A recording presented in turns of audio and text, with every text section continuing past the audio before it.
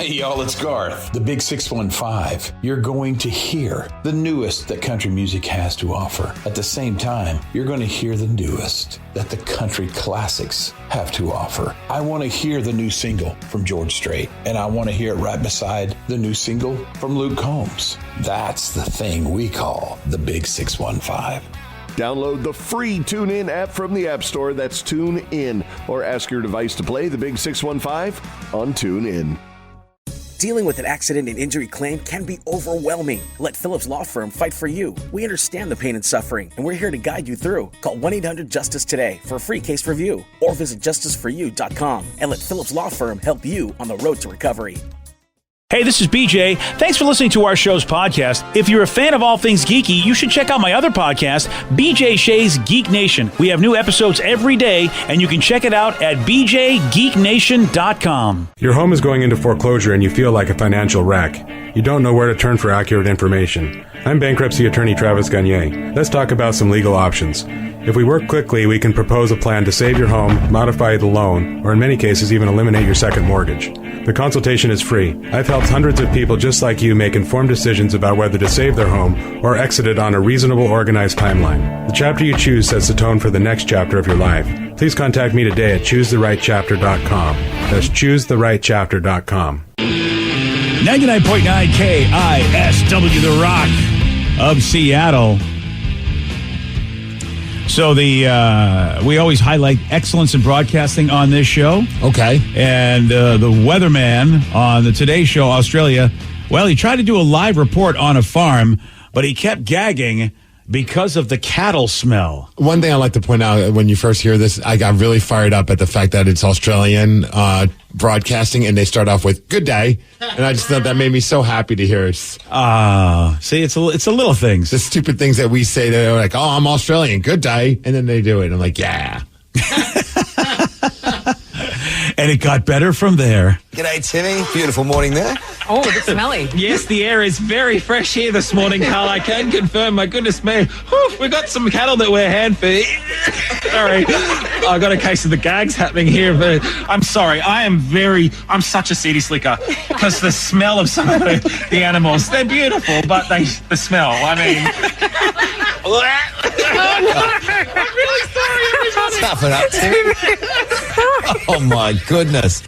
Boy, that is tough. I feel for the guy because when you get those smells and you just, oh man, and it's sometimes extreme farm is too much for me. The fun part is that you can replace that spot where he is. It could either be in Australia or it could be at nighttime at the White River Amphitheater. Yeah. Oh yeah, you're right. There's always that moment when we're doing one of our shows and you're at that concert and it's around 8:30 at night, and you're just like, "What's that smell? Is it the person standing next to me?"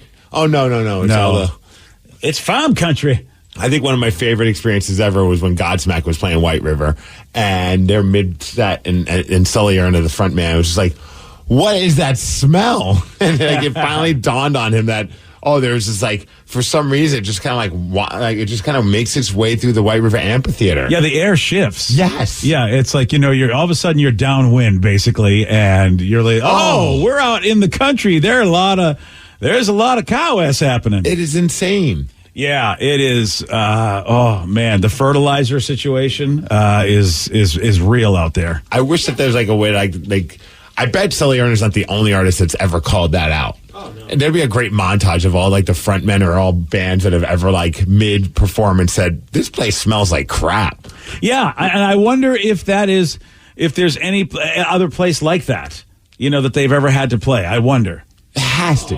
Where there's farms around them like that? I don't know, but you would think in these amphitheaters, there has to be spots where they're surrounded by random stuff. I will say that a lot of those Live Nation amphitheaters, they're just put out so far away from, because the one in Albuquerque is a good 40-minute drive from Albuquerque as well, and it's just surrounded by nothing. And at that point, I could see a lot of cattle farms just being put out there. That's crazy. Yeah, I feel like that's not a good move. You can't be downwind from cattle farms, except of course White River is. Yeah, you're right. And on those hot summer nights, boy, what a lovely odor. Why does this place smell like crap? It's the only time you go, can we go to Tacoma and watch a show at this point, and deal with that aroma instead? And you think someone on stage is looking at one of their bandmates going, crap your pants? Yeah. No, man, no. No, I really feel like you did, Jimmy. Yeah. I really, really do. Well, there you go. It's a great video, by the way, to see this Australian weatherman gagging because he just can't handle the smell of cows. It's on the BJ and Migs page of KISW.com. He deserves a bonus. He does. And since we're talking about living in the farm, us city folk just don't get it, which is probably why I don't get this, why a man would steal a backhoe. And he stole it, and for a very odd reason. City folks just don't get it. Maybe Steve will get it. He's got the Migs report for you at 6:17 on The Rock. BJ and Migs, mornings on The Rock, 99.9 KISW. What you watch depends on what kind of mood you're in. Sometimes you're craving comedies like Friends or South Park, and sometimes you're more into dramas like HBO's Succession and House of the Dragon. There's also cooking shows like Chopped and Beat Bobby Flay, and even movies like The Lord of the Rings and Shazam! Fury of the Gods. Well, Max is the streaming destination that has the best of entertainment for whatever mood you're in anytime. And plans start at as little as $9.99 a month. Max, the one to watch. Subscription required. Visit max.com. 99.9 KISW, The Rock of Seattle. If you're hearing an informative newscast right now, well, then you must not be listening to BJ and Migs. Live from the KISW News Center in downtown Seattle, this is the Migs Report. Well, thanks, you guys, and thanks to Palace Law for giving us a Migs report. And today's your day, BJ. Yeah? It's Geek Pride Day. Woo! I got a lot of pride. So I don't know what. All right. What would be the first thing you'd like to introduce somebody to when it comes to your geek pride-em? Like if you're like, hey, you want to get into something, this is what I'm really geeking out about. You know what? The first thing that comes to mind is Doctor Who. I was thinking Star Trek. Yeah. I think Doctor Who is a little bit more accessible for younger people. Yeah. And also, I think for the average person as well. And there's one episode that I would always introduce somebody to. It's a great, scary episode, and Doctor Who's hardly even in it, actually. It's funny you say that, because there's been a debate on, obviously my thing I geek out about most is wrestling, and there's been this conversation. I know, it's a shock. What? But there's a conversation online about, when you want to introduce something to someone that you're a fan of, do you show them something that you think is the best, or do you show them something that you think they would just enjoy and kind of ease them into it? So, right, because a lot of people are like, I would want to show them this, Okada match from New Japan Pro Wrestling. And it's like, well, they might get bored by that because they don't understand why it's so great because they're not a fan. Whereas I'd be like, no, I want to show them something from WrestleMania 3, like Adrian Adonis versus Roddy Piper. It's ridiculous. It's over the top. But if you're a marginal or not a fan at all, you probably will be entertained by that. Yeah, that's why the episode I'm thinking of is Blink. Blink hardly has him in it, but it is a really good, what the F is going on here with a real scary gargoyle type creatures called the Weeping Angels. Yeah. And it's a really great concept where they can't move as long as you look at them, but as soon as you take your eye off of them, they move. And of course, they're trying to do bad things to you, so you can't, that's why you can't blink. What kind of bad things? Well, they want to end your life, actually. That's not a fun bad thing. Yeah, and it's a great episode. You don't have to know anything about Doctor Who to know this episode. It's like you said. Yeah. Will they enjoy this? And they surely will. And it's got a pretty famous actress who was she wasn't known at the time, but now a lot of people have seen her in movies. She's the lead of the whole show, pretty much. It's funny you say that, I did a podcast with someone. My buddy was in a podcast where it was him and his wife. His wife knew nothing about wrestling. And he would have his friends on that were wrestling fans or wrestlers or whatever, and they would do a watch along with the wife and introduce them to a wrestling match that they feel that she would like. Yeah. And so I pulled out this Roddy Piper Adrian Adonis match that you can find on YouTube. It's over the top ridiculous, but it's my favorite match to watch because it just brings nostalgia and all that. And when we were done, she's like, that was my favorite of all the episodes we've done. And my buddy's mind was blowing because other people are pulling out these 5-star classic matches. She wasn't feeling it. You pull out this, super character-based match, and it was and she loved it. I'm like, yeah. There's something to be said about how they used to do it. How they used to do it, man. Also, it's National Tap Dance Day, so put out, Danny, finally you can wear your tap dance shoes. Oh, nice. Woo! Hey, everybody. Are you trying to tap dance in your chair? Sure am. And your feet aren't even touching the floor. Well, I'm touching something.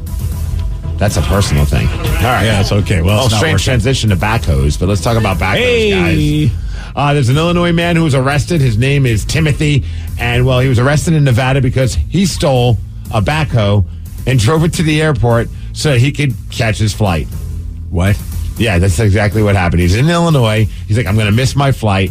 The only way I'm going to be able to make this happen is by stealing somebody's backhoe. In fact, here's the sheriff over in Illinois talking about him stealing the vehicle. You hear of people either getting rides from other people, borrowing cars, stealing cars, but yeah, a backhoe being stolen from a job site and driven 10 miles to an airport for an individual to catch a flight all the way to the West Coast carrying a guitar, that is unique. Yeah, he's got a guitar. Is he going to perform in Nevada? I don't know. He's just a genius. And I mean, I guess Uber's expensive, so yeah, it's maybe cheaper to steal a backhoe. I will tell you though, now stealing a backhoe probably more expensive. The funny part is he made it onto the plane, like he made his flight. So they couldn't arrest him in Illinois. They had to wait for him to land in Nevada. And then they're like, "Hey, welcome to Nevada. We're arresting you." Did you think they wouldn't notice? Do you think in his head he's like, well, I left the state. They're never going to get me. Yeah, probably. I mean, somebody who thinks that stealing a backhoe is cool probably doesn't have a lot of brain power.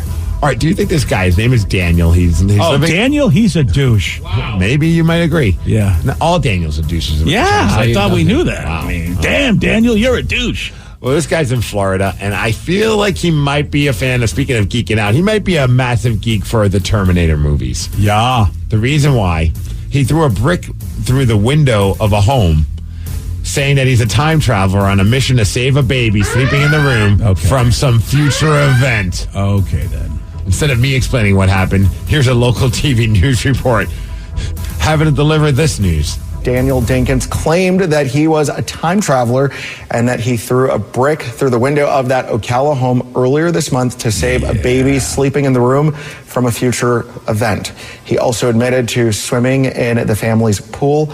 Dinkins now faces burglary charges. Oh, I believe him now. Because once you travel through time, you must swim in pools in order to rebalance yourself to the current time you're in. It was one of the deleted scenes from the Terminator. Arnold, he loved jumping in pools before he tried to save kids. And oddly enough, this baby's name, John Connor. Your pool. Not really. Now, John Connor. Can you imagine the homeowners who just threw a brick through our window? You want our child? Why? Your child. Give it to me. No. I'm the Terminator. I've come from the future. I must protect you. You know who's the Terminator? Yeah. His name is Bryce Miller. Oh, yes, he is. Pitcher for your Seattle Mariners. What, baby. What a rookie year for this guy, right? Yeah. Oh, yeah. Man, 2 hits over 6 shutout innings, beating the Oakland A's once again. The Oakland A's haven't won in forever. I think it's like 7 straight games where they've lost. So hopefully they continue their losing ways because they play again today for 4 total games. So it'd be nice if we could sweep Let's do the it. Oakland A's. That'd be pretty awesome. Seattle scored 5 times in the 4th inning. And Teoscar Hernandez hit a home run also in the 7th. Yeah, Julio Rodriguez, he's hitting again. That's a nice thing. Yeah, don't get me started on Teoscar Hernandez. That was a useless home run. Whatever. Dude, he's bad. Teoscar is, he struck out. It's a BJ. Man hits a home run and you're like, he's bad. If you know, look, if you know, like the game, you just know that guys, when they hit home runs, do they really mean anything? And that home run meant nothing. It really didn't mean anything. What if the bullpen fell apart and they ended up winning 6-5? Then you'd be like, Then I'd be like, good job. But, he hit it against a dude who's probably not he's like a bullpen dude from Oakland. The starter, my God, the starter made Teoscar look like an idiot last night. I think he struck out twice at least. He is, I am done with Teoscar. I really want him off the team. All-Star break. I know. Now that the weather's better, give him a chance, man. Yeah. I bet you 20 games from now, your opinion on Teoscar Hernandez I will take that. Will change. I will take. What do we got, breakfast? Coffee. You won't go full breakfast. I went full breakfast because I'm bringing my own breakfast. I'm not giving you guys breakfast if I'm not enjoying breakfast. I only enjoy coffee. Oh, wow. That is, I buy a free thing. It's the same problem, though. You pay for breakfast for everybody. I pay for breakfast for everybody. It doesn't matter what you eat. I can make my own rules and bets. Oh, you know what? This I'm isn't only willing worth to it bet $1. It's not worth it for the gang here, man. Have you asked them? Are you speaking on their behalf? Would you guys like just a coffee, or would you like to get free breakfast? Or nothing? I'm good with everything Steve wants to give us. Oh, Dan, you know what? Why don't you just basically I can't say what I was going to say, but why don't you do that? Interesting. And I always only get a coffee anyways. That is breakfast. Oh, so you're the selfish one. Oh, you know what? You know what? Now I'm only willing to bet $1. What's the point of breakfast with you idiots? Oh, I only do coffee. I didn't say I'm betting breakfast. I said I'm willing to bet coffee. I know, but I mean, what that kind of bet is Look, that? I'm not a slave to your rules, man. I guess not. Sure, I'll take a coffee from you if that's all I can get. Fine. Hey, you know what I'm going to do? I'm going to get breakfast for everybody if I lose, and you be you and get coffee. That's fine. Would you like a gold star or a cookie for your? I would like a gold star, a cookie, and a gold star. I want it all, Steve. Hey, speaking of Julio, I know you try to give him a hard time about his Julio cereal. Hey, maybe you'll feel bad about this because every box sold is helping support underprivileged youth in Seattle and the Dominican Republic. So get yourself a box of Julio's. He's hitting again, and the Julio cereal is available at Fred Meyer's. Yeah, I'm not getting down on Julio. Teoscar Hernandez. Oh, Teoscar. No, that was Teoscar, lay down. Let me crap all over you. Dude, that was a bad deal. I mean, because this is what he did with the Blue Jays. I don't know why the Mariners thought he'd be good for this team. He's doing exactly what he did for the Blue Jays. Yeah, he's not going to be much better than this. He's just been this guy. He might bat 240, 250, but he's not what you need. This was a bad pick. All right, I'm willing to bet breakfast by the end of the season. Whoa! Teoscar Hernandez will have a higher batting average than 250. Oh, I'll take that bet. Okay. Oh, I will take that. So we bet. have 2 bets. That's a great bet. All right. Yeah. You may be right. 250 is a good. If he can get above 250, I'll be happy. If he's at 251. I mean, look, you win. Yeah, yeah. But if he's at 250 or below, yes, you owe us breakfast. All right, Mariners. This is at the end of the season, right? Yes. Now, what if he gets? What if he? Now, it has to be with the Mariners. What if they boot him off the team? Doesn't matter. Oh, okay. You follow along with him. Then. A bet's a bet. All right. Hey, someone said you're going to eat your words by the end of the season. Teoscar's not as bad as you think. Oh, he is. He is. I mean, he man hit his 9th home run, and you're crapping all over. Just because it doesn't. Meanwhile, let's not forget. Well, I'll let you talk more about sports, but Bryce Miller's the real deal. So far, so great. He's got he's got a thing they call spin rate, which a lot of folks think they go, how fast do you throw? But how fast you can spin the ball, I think he spins it faster than anybody in the league, which allows the ball to move. And it's so hard to hit a fastball when it moves. And that's why Bryce Miller might be like, he's the talk of Major League Baseball right now. This guy is able, I don't know how he's able to spin the ball the way he does and throw it as fast as he does, but it really makes him almost unhittable. And it's so exciting that here he is, another great pitcher for the Mariners. Well, I saw after the game, he was talking with Jay Mueller, and he attributed it to he uses the shake weight on his off day, James. Does he really? Or you I'm making that up. Jeez, I don't know. What? You really think he's going like this while he's not pitching? Well, I know I would be if I was. I mean, I usually do. Hey, let's talk a little hockey. NHL playoffs for the first time since 1996. The Florida Panthers are going to the Stanley Cup Finals, and they have a chance to win the Stanley Cup for the first time ever. They swept the Carolina Hurricanes 4-3. Bobrovsky, once again, phenomenal game, 36 shots. Then you got Matthew Tkachuk, who should be, people would be like, oh, that's the best player on the team. But no, their goalie's playing so damn great. You can't say that. But in 16 games, he's had 9 goals, 12 assists. He's had a bunch of overtime winners as well. Big goal yesterday, too. So the Panthers, unbelievable, barely made it into the playoffs. They needed the Penguins to lose a home game to the Blackhawks to get into the playoffs in the first place. Then they were a minute away from being eliminated in Game 7 and in the first round. Yeah. Since then, they've won 11 of their 12 games, of their last 12 games, and they're off to the Stanley Cup Finals. What a second season for the Florida Panthers. They really give me hope for the Mariners because of that. You just can't really tell, because you would have thought the Panthers, they were lucky to get in. It gives me hope for Teoscar Hernandez. Yeah, you go for it. Look, I win either way. Either I'm right or Teoscar becomes a force on this team and helps us win. Tonight you got Vegas versus the Stars. Vegas is up 3-0, and really that the Stars playing the last game. I got a very strong feeling this season might be done for them. But you never know. Crazier things have happened. NBA Game 5 tonight. Let's go, Jason Tatum and the Boston Celtics. Never thought I'd say that, but any chance to prove your son wrong, I'm all in for it. You're just going against our whole family when it comes to sports prognostication. Yes. Yeah. Yes. Pretty much. Well, this is we're looking. They're looking for a miracle. The miraculous, 3-0 being down and coming back to win 4 straight games. The Celtics are trying to do it. Yep. Now they're down 3 games to 1. So we'll see what happens. Joey Dees, what do you think? Yes or no? I'd love to bet against Steve, but I think they're going to win tonight. So go Tatum. All right. I bet he has 35 or more points tonight. going to be awesome. Well, all right. I mean, he needs to. I'm not betting any food or breakfast on this one. This is he just needs to have 35 or more points, or it's probably going to be a loss for the Celtics. Foo Fighters fans, we have some exciting news, more information, more stuff. Their record comes out next Friday. It's called But Here We Are. Today at 7:30 after our Help Wanted segment, we will play another new song from the Foo Fighters. This one's called Show Me How, and the best part about this song, it features a certain 17-year-old on vocals. That 17-year-old being Violet Grohl, Dave's daughter. What? It's a duet. It's pretty awesome. The two of them are singing together. Wow, what a cool moment for a dad. And it sounds pretty dang awesome. So we'll be playing that at around 7:30 this morning if you want to hear a brand new Foo Fighters song. As far as weather, it's going to be 74 degrees and sunny. A great day to go to the baseball game to see Teoscar Hernandez hit his 10th home run. All right. I hope it's a meaningful one. Thanks to Beacon Plumbing, Heating, Electrical, Septic, and Mechanical for giving us the Migs report. And that's what's up. Yeah, you saw the home runs. I saw the strikeouts. That guy is swinging at trash right now. Oh, it's bad. Wow. Yeah, him and AJ. I want to get you a Teoscar Hernandez. Dude, him jersey. and AJ Pollock, I am so done with. AJ Pollock is batting 148. How is that guy in the big leagues? Again, we're almost at the end of May. Yeah. I give everybody 2 months. You can't be at the end of May. And AJ has been our DH most of the time. You can't be hitting 148. You just can't be. There's no excuse for that for a big leaguer. You got to bring anybody up at this point from Tacoma or from San Antonio, wherever the heck our second minor league place is. You got to bring somebody up. That is pretty bad. Yeah, 148's a beating. At least Teoscar's in the 200s, but not. I mean, it's not like he's there a lot. I think he's 230 something maybe. I got to look it up, but now I'm curious to see how everyone's doing. So Teoscar, where is he? Yeah, it's not good. It really isn't good. And they're wasting a really good pitcher. He's got a solid 236 batting average right now. That's not good. No, I know. Yeah, so not good. Oh, yeah. AJ Pollock is at 167. How many strikeouts does he have? Can you see that, Steve? He's got a ridiculous amount of strikeouts. That's the problem. Oh, dude, only 71. 71 strikeouts in 2 months. That's just horrible. I mean, seriously. Julio's got 60.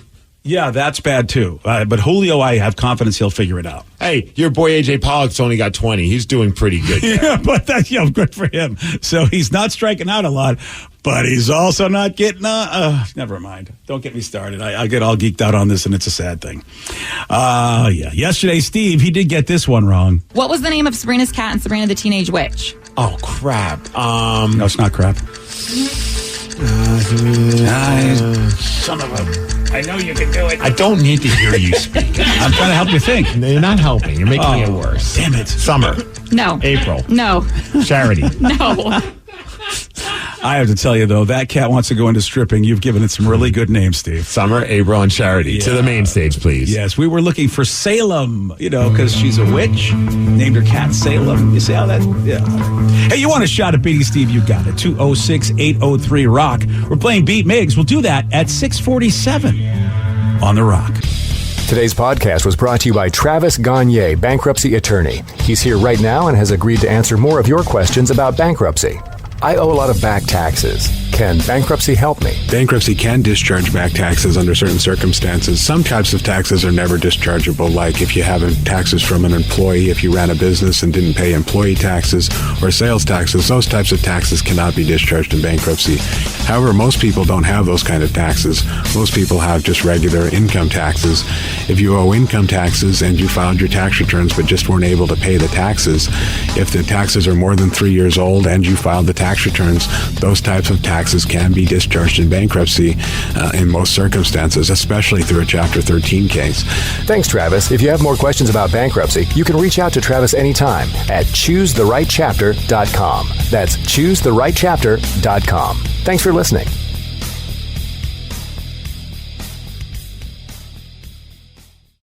Your points are worth more than you think.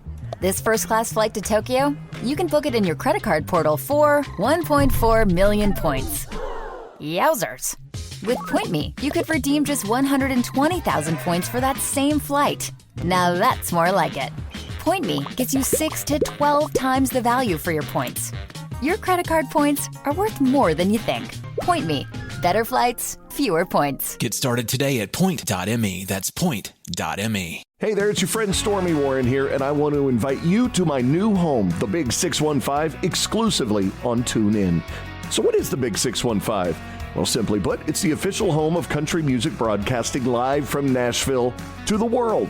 Download the TuneIn app from the App Store. That's TuneIn. And by the way, yes, it's free. You can also ask your device to play the Big 615 on TuneIn. Get the latest on country music from your favorite artists to the hottest songs climbing up the charts. Oh, and it's commercial free. That means a whole lot more music and a whole lot more country. Hear it all on the Stormy Warren Show, weekdays from 7 a.m. to 1 p.m. Central. Download the TuneIn app from the App Store. That's TuneIn. And by the way, yes, it's free. You can also ask your device to play the Big 615 on TuneIn. And I look forward to having you join me on the Big 615. This is your country station. The Big 615. Dealing with an accident and injury claim can be overwhelming. Let Phillips Law Firm fight for you. We understand the pain and suffering, and we're here to guide you through. Call 1-800-JUSTICE today for a free case review, or visit justiceforyou.com and let Phillips Law Firm help you on the road to recovery. Hey, this is BJ. Thanks for listening to our show's podcast. If you're a fan of all things geeky, you should check out my other podcast, BJ Shea's Geek Nation. We have new episodes every day, and you can check it out at bjgeeknation.com. Your wages are being garnished. We can stop that now. It's hard enough to pay your bills when things are good, let alone when a big chunk of your take-home pay is gone before you even get your check. I'm bankruptcy attorney Travis Gagne, and I can stop the garnishment and get the creditors off your back immediately, often the same day as our consultation. Both Chapter 7 and 13 provide bankruptcy relief, but choosing the right chapter is crucial. In a free consultation, we can create a plan to get your finances back under your control. The chapter you choose sets the tone for the next chapter of your life. Please contact me today at choosetherightchapter.com. That's choosetherightchapter.com. 99.9 KISW, The Rock of Seattle. I would just like to point out before we get going, don't ever ask Steve Migs for important, sensitive sort of questions. Don't ask him about like, hey, do you think A or B? And it might be a sensitive thing. Don't ask Steve, because Steve will just go, hey. Important, sensitive questions. Well, you know, I mean, how do I even describe what? Yeah, you can't. You really can't. I just saw a picture. I don't want to. I saw a picture of somebody, and I thought it looked like they had a medical condition, but I wasn't sure. And I'm like, is it just a bad picture of somebody? Or do they have a medical condition? You think something's wrong with her face? Yeah. And I'm like, I don't know. I thought maybe there was. I will show you all this picture, and you will all see that, okay, she might have a condition. But Steve is like, why don't you ask the person? I'm like, I'm not going to ask him if his kid's got a medical issue. Ask the husband. You're so worried and concerned about how how's that going to go over? Looks. First of all, it's the father. I can't ask the father, hey, has your kid got a medical condition? That's not cool. What if she doesn't? Then it's just like your kid's ugly then? Wow. Or just don't ask. Don't even worry about it. Yeah, but you gave me bad advice. If I was stupid, I would have asked the guy, hey, what's wrong with your kid? Well, don't come at me with, what's wrong with her face? And expect me to be like, yeah, man, what's wrong with her face? I asked you, did you think there was something wrong with her face? Or do you think she's got or it's just a bad picture? And you're like, I don't know, ask her father if she's got and I don't even want to say what you said, but ask her father if she's got a medical condition. I'm like, I can't do that. What if it's like asking a woman if she's pregnant and she's not? Then what do you do? Your kid looks like it's got a medical problem, and it's like, no, my kid's fine. How do you win there? You know, best of luck to the people who do listen to us for an extended period of time when they hear these kind of conversations, because the more you listen to us, the more chances you get at winning Event 7 full tickets, BJ. That's a good point. You're right about that. Thanks for bringing that up. I should have been talking about that. Yeah. Where they'll rock you so hard that your face will look weird. Oh, God. Why do I got to be me? Yeah, just listen on the Odyssey app, KISW. Just log in, AUDACY, or listen online at KISW.com. Log in every hour. You don't have to look at that picture, but you can every hour listen, and you can get tickets. How about that? Event 7-fold. I'm sure their music will be playing when we see you in hell. Yeah, I know. I just feel like if I show anybody this picture, they're going to go, yeah. Why are you even having to show this picture? Because I feel like you shouldn't post a picture of you. If that's not the best picture of your kid and your kid's okay, don't post the worst picture of your kid. Who are you to judge? I think you judged as well. You thought there was something going on, too. I'm mocking you for being like, what's wrong with her face? Well, I just feel like if I put a picture like that up of Sarah, she'd be so mad at me. Like, that's not my best picture. I'm going to show you all, and then you guys will see. Okay. We can't show the listeners because that would be horrible. Sorry. Okay. Anyway, I think it's time to play a game, isn't it? Yeah. Let's play Beat Migs. It's time to play the game. So everybody scream his name. Beat Migs. Don't be a loser. Whoa. Beat Migs. You're a loser. Who's ready to beat me? All the ugly people are. I know, I'm not going to lie. That whole conversation had me thinking about me and my lip and how many people have looked at pictures of me and asked me if there's something wrong with me. How do you feel about that? Oh, yeah, I agree.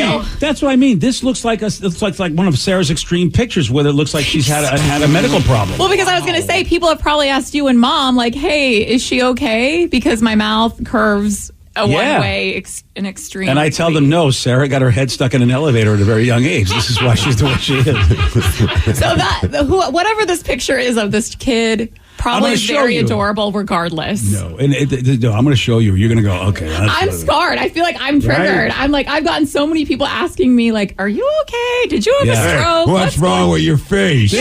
Unfortunately, this person in the picture looks like a Batman villain. That's why I'm like, okay, you're really doubling down on this. Well, I'm going to show everybody in the studio. I can't show the listeners because that would be horrible. Show them.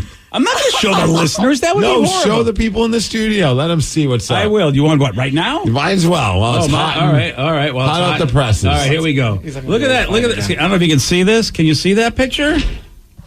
Isn't that a weird? I mean, come on. Danny. Great. Yeah, I saw your face, Danny. I saw my face. Look now at that. you have a problem with my face? Look at that. Yeah, what's wrong with your face, like a weird? Get close to it.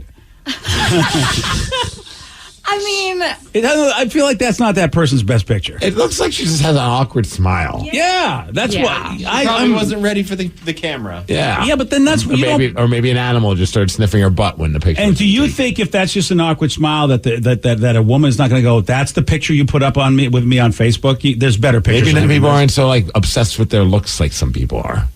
Super vain. The photographer thought it was a great picture. Yeah, the photographer's high. Wow. Just saying, I hate to be that guy. And Steve, no, you don't. Are you really trying to say that you are guy. one of those people that do not look at somebody just for their looks? Are you trying to pass that off to me? Everybody's beautiful in God's eyes. Okay. And Steve Migs' All right, eyes. fine. I'm sorry. At least I'm the one being honest in this room. Everybody else Yeah, you guys are all, you know what? You guys are all just been affected. You're too PC. Whatever, BJ. Okay, you're the I'm just saying guy all of a sudden. Yeah. That's right. Let's get to our contestants today. Please. We got Derek from Lake Stevens. Derek, are you there? Yes, ma'am. Great call, Joe. Joe, what's wrong with your ears? Okay, hold on. I don't think we can deal with this. Can we? All right. Find out if clearly he's jumping off a building and paragliding. Yeah, maybe he's skydiving or something. Yeah. What's up, Joe? I think he went into a wind tunnel. Yeah. I say go to the backup and cut him. Sorry, Derek, but your phone is horrible. Derek. It feels like you may be taking a picture with somebody. Let's go to Jeff in Puyallup. Jeff, how about you? Hey, buddy. Hey, you sound great, Jeff. There we go. All right, Steve, now get out. Take that picture with you. For those playing at home, Jeff has 60 seconds to answer 10 questions. You can pass all you want, but you only get 3 guesses per question. Are you ready? Yes. Who played Jeremy Gray in the comedy Wedding Crashers? Oh, Vince Vaughn. Yes. Nice work, buddy. How many milligrams make a gram? 1,000. Yes. Typically, how many arms does an octopus have? Arms, 8. Yes. Golf was first played in what country? Scotland. Yes. Yes. Which famous painter cut off part of his own ear? Van Gogh. Yes. What is the official language of Brazil? Brazilian. No. Portuguese. Spanish. Yes. What is the first name of the Little Mermaid? Oh, boy. Ariel? Yes. How many square feet are there in a square yard? Square yard. 9. Yes. In the movie Ice Age, what kind of animal is Sid? He's a sloth. Yes. Nice work. What drink is said to give you wings? Red Bull. Yes. Yeah, buddy. Jeff, with that, you get a perfect 10. Nice work, Jeff. Yeah. Nice work, buddy. This is exciting. I'm so impressed. Earlier today, we were talking about. Steve asked me what show, what would you introduce somebody because it's Geekiness Pride Day today, And great Doctor Who episode about Vincent Van Gogh or Van Gogh. I challenge anybody not to have a tear in their eye when they watch that episode, especially if you don't know a lot about Van Gogh's life. But So cutting off his ear made sense, kind of? yeah, dude, it's I won't, it was spoil anything. Yeah, but the episode, and man, it was so, and Tony Curran, actually great actor, played the part of that person and did such a great job. So that's another one. It's called I can't say. I'll tell you after. Yeah, shush. Steve, are you ready? Yeah, sure. Oh, yeah! Who played Jeremy Gray in the comedy Wedding Crashers? Owen Wilson. No. Vince Vaughn. Yes. Boom. How many milligrams make a gram? 100. No. 1,000. Yes. Typically, how many arms does an octopus have? 8. Yes. Yes. Golf was first played Shout out in to what Pickles. country? Hey, Pickles. Golf was first played in what country? I'm going to go America. No. Canada. No. France. No. Which famous painter cut off part of his own ear? Van Gogh. Yes. Van Gogh. What is the official language of Brazil? Spanish. No. English. No. Portuguese. Yes. What is the first name of the Little Mermaid? Ariel. Yes. That's How what's many up. square feet are there in a square yard? I don't know. 100? No. 36. No. 24. No. In the movie Ice Age, what kind of animal is Sid? Sid is penguin. No. No, sir. Bear. No. No, sir. Fish. No. Oh. What drink is said to give you wings? Red Bull. Yes. Oh. Yeah, it's You not got good. 7 correct, which normally is pretty good, Yeah. but Jeff got a perfect 10. Bryce Miller, you baby. Nice work, Jeff. Yeah, Jeff, good job, buddy. Look at that. The Thank you, backup Steve. comes Thanks, in. Dad. Yeah. It's like Tom Brady and Drew Bledsoe right here. Oh, you're Drew Bledsoe. and No, he's the Tom caller was Drew Bledsoe. Oh, but the Originally. backup. Oh, I see. But the call was so bad, we had to get rid of him, and then you bring in the backup, and boom, perfect killed game. it. Here's Tom Brady. Next thing making you know, it he's happen. married to Giselle. Wow, it's all coming up roses for In Jeff. Jeff's wildest dreams. Yeah. Yeah. Oh, Steve, by the way, you get Damn this. it. Yeah, you are.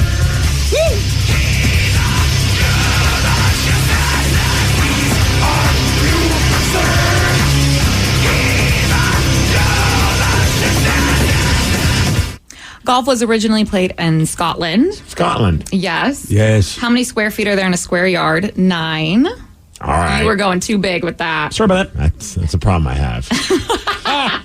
And Sid is a sloth in Ice Age. A sloth. A sloth. Yeah. Yes. I didn't know either. Yeah. I mean, I've watched Ice Age maybe once years ago, but I can't remember it. And he's voiced by John Leguizamo. He's got that lisp. Oh. Huh. It's pretty awesome. You should watch the movie. Yeah, I've never seen it. Yeah. Well, it's one of those movies you'd watch with your kid. Yes. I mean, it's animated. Right now, if they're not playing with Paw Patrol toys, we ain't watching it, BJ. Yeah, you've got. I will put you in another 2 to 3 years when those movies start rolling in. I look feel forward like. to it. Yeah, I feel like I that's. look forward to seeing highly well produced. When does that happen, Danny? movies and When do we stuff. go to the Disney animation like full time? Would you say 5 years old? Yeah, it's a whole new world. Lily was It's a into whole the she was into the Disney stuff early on, and now she's on to YouTube. Yeah. Okay. Like, so, oh I wow. mean, YouTube. So we might have just bypassed Disney, and we just now sucked into YouTube Oh, world. Disney Plus does not like to hear that. Take it up with Tatum. Yeah. And by the way, I talked about, while you weren't in the room, I talked about this great episode again of another one of Doctor Who called Vincent and the Doctor. Tragic. Vincent Van Gogh's story is tragic because we talk about people like, when do you know when you should quit doing something? Mm-hmm. Like, it's just a hobby, don't bother. Vincent would have been one of those guys that every one of his friends told him, stop painting, you suck. They really thought he was a horrible painter. He also had, I guess, some serious mental health issues, which, of course, But back the then... guy they who didn't cut know. his ear off might have mental health issues. At the time, they just thought he was possessed by demons or thought he was drinking too much. Who knows? But, it's so sad how he had no idea how he'd be one of the most influential painters in the history of painting, because in the time, he was a loser. Everybody hated him. And this great episode of Doctor Who really explores that, and it puts a tear in your eye. Oh, I won't tell you. I won't spoil how it goes, but oh my gosh, I defy anybody to not have a little tear when they watch that episode about Vincent Van Gogh. Yeah, you gotta get me to watch it. I know. It's on Max. The brand new Max, by the way. It's on Max. All right, there you go. Hey, congratulations, Steve. You lost. Now, if you're having problems at work, like for instance, maybe your coworker is like just showing you pictures of people that look a little weird, whatever that could be happening. So her smile's not perfect. Relax on her, man. I feel like I'm telling you, I don't want to. She could have an issue. I'm just saying that's why I don't want to make fun of her. What if she has an issue? You don't want to make fun of her. That's why I asked you privately. It's like, do you think she's got an issue, or like that's just a bad picture? Well, then at some point it stopped being private and became a public conversation. Well, I didn't mention her name. You've continued to make fun of her, though. I feel like I just make fun of you for telling me to just go ask the father ask the father if his kid has concussion protocol issues. My bad. All this time I thought you were making fun of her. I didn't realize you were making fun of me. There we go. Then you're fine. I'm okay. I could take a joke. So maybe it's work problems, relationship issues, or any other random problem where you need advice. Well, we're here for you, especially me, very empathetic and understanding. Clearly. Like if, for instance, maybe you're not too well in photography. We'll help you out. Call us or text us 206-803-ROCK. It's Help Wanted, and we'll do it at 7:17 on The Rock.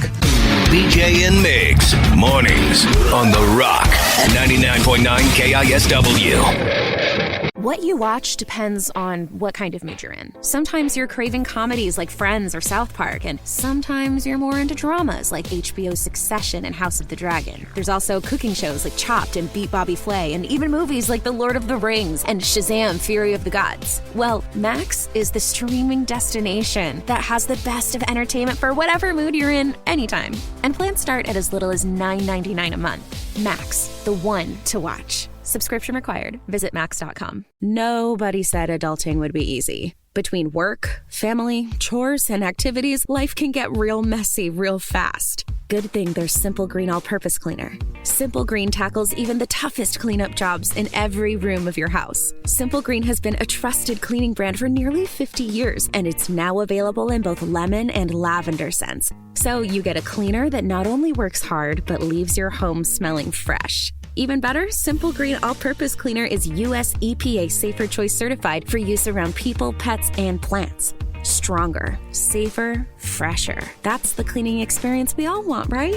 When life gets messy, Simple Green gets it clean. This stuff literally removes dirt, grease, and stains from any washable surface in your home. Visit simplegreen.com today to view their complete product lineup and discover where to buy in your area. I was scared the night you overdosed, but I was prepared. I brought naloxone with me, and I knew how to use it. I held your hand tight when you woke up because I wanted you to feel safe. Your life is worth saving, friend, and I would save it again if I had to. Naloxone can reverse an opioid or fentanyl overdose. Carry it with you.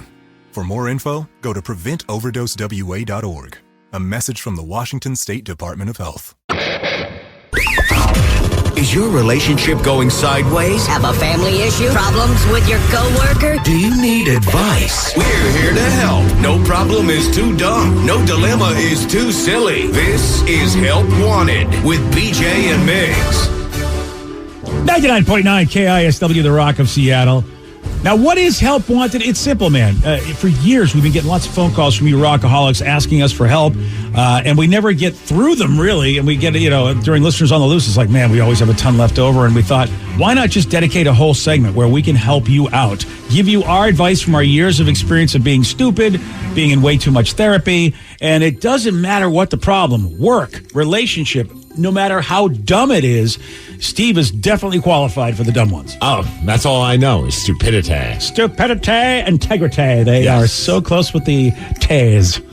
And we're here for you. Just call us, 206-803-ROCK. That's also the text line, 206-803-ROCK. It's Help Wanted. We have a bunch of texts. We still haven't gotten to some of the ones from the other last couple of days that are some juicy ones. So once again, I pose the question. Yes, sir. Do we want to talk threesomes? Oh. Do we want to talk driving trucks? Oh. Or do we want to talk about potential cheating parents? Oh, okay. What do you think, Vicky? What do you like? What do you it's like? on you. I want to hear about trucks. Trucks. Okay. Trucks, and more trucks. That's a shocker to me, but let's go. All right, it's a good one. It's a workplace issue, and I think this is something that younger workers can maybe relate to. It says, everyone that I work with is over 50, but I'm 30. I look 25, but I have 4 years experience driving semis, and they still see me as a kid that just got his license. How do I keep my cool when they talk to me like a child? That is, you know what, that is not a problem that is just specific to you, your industry.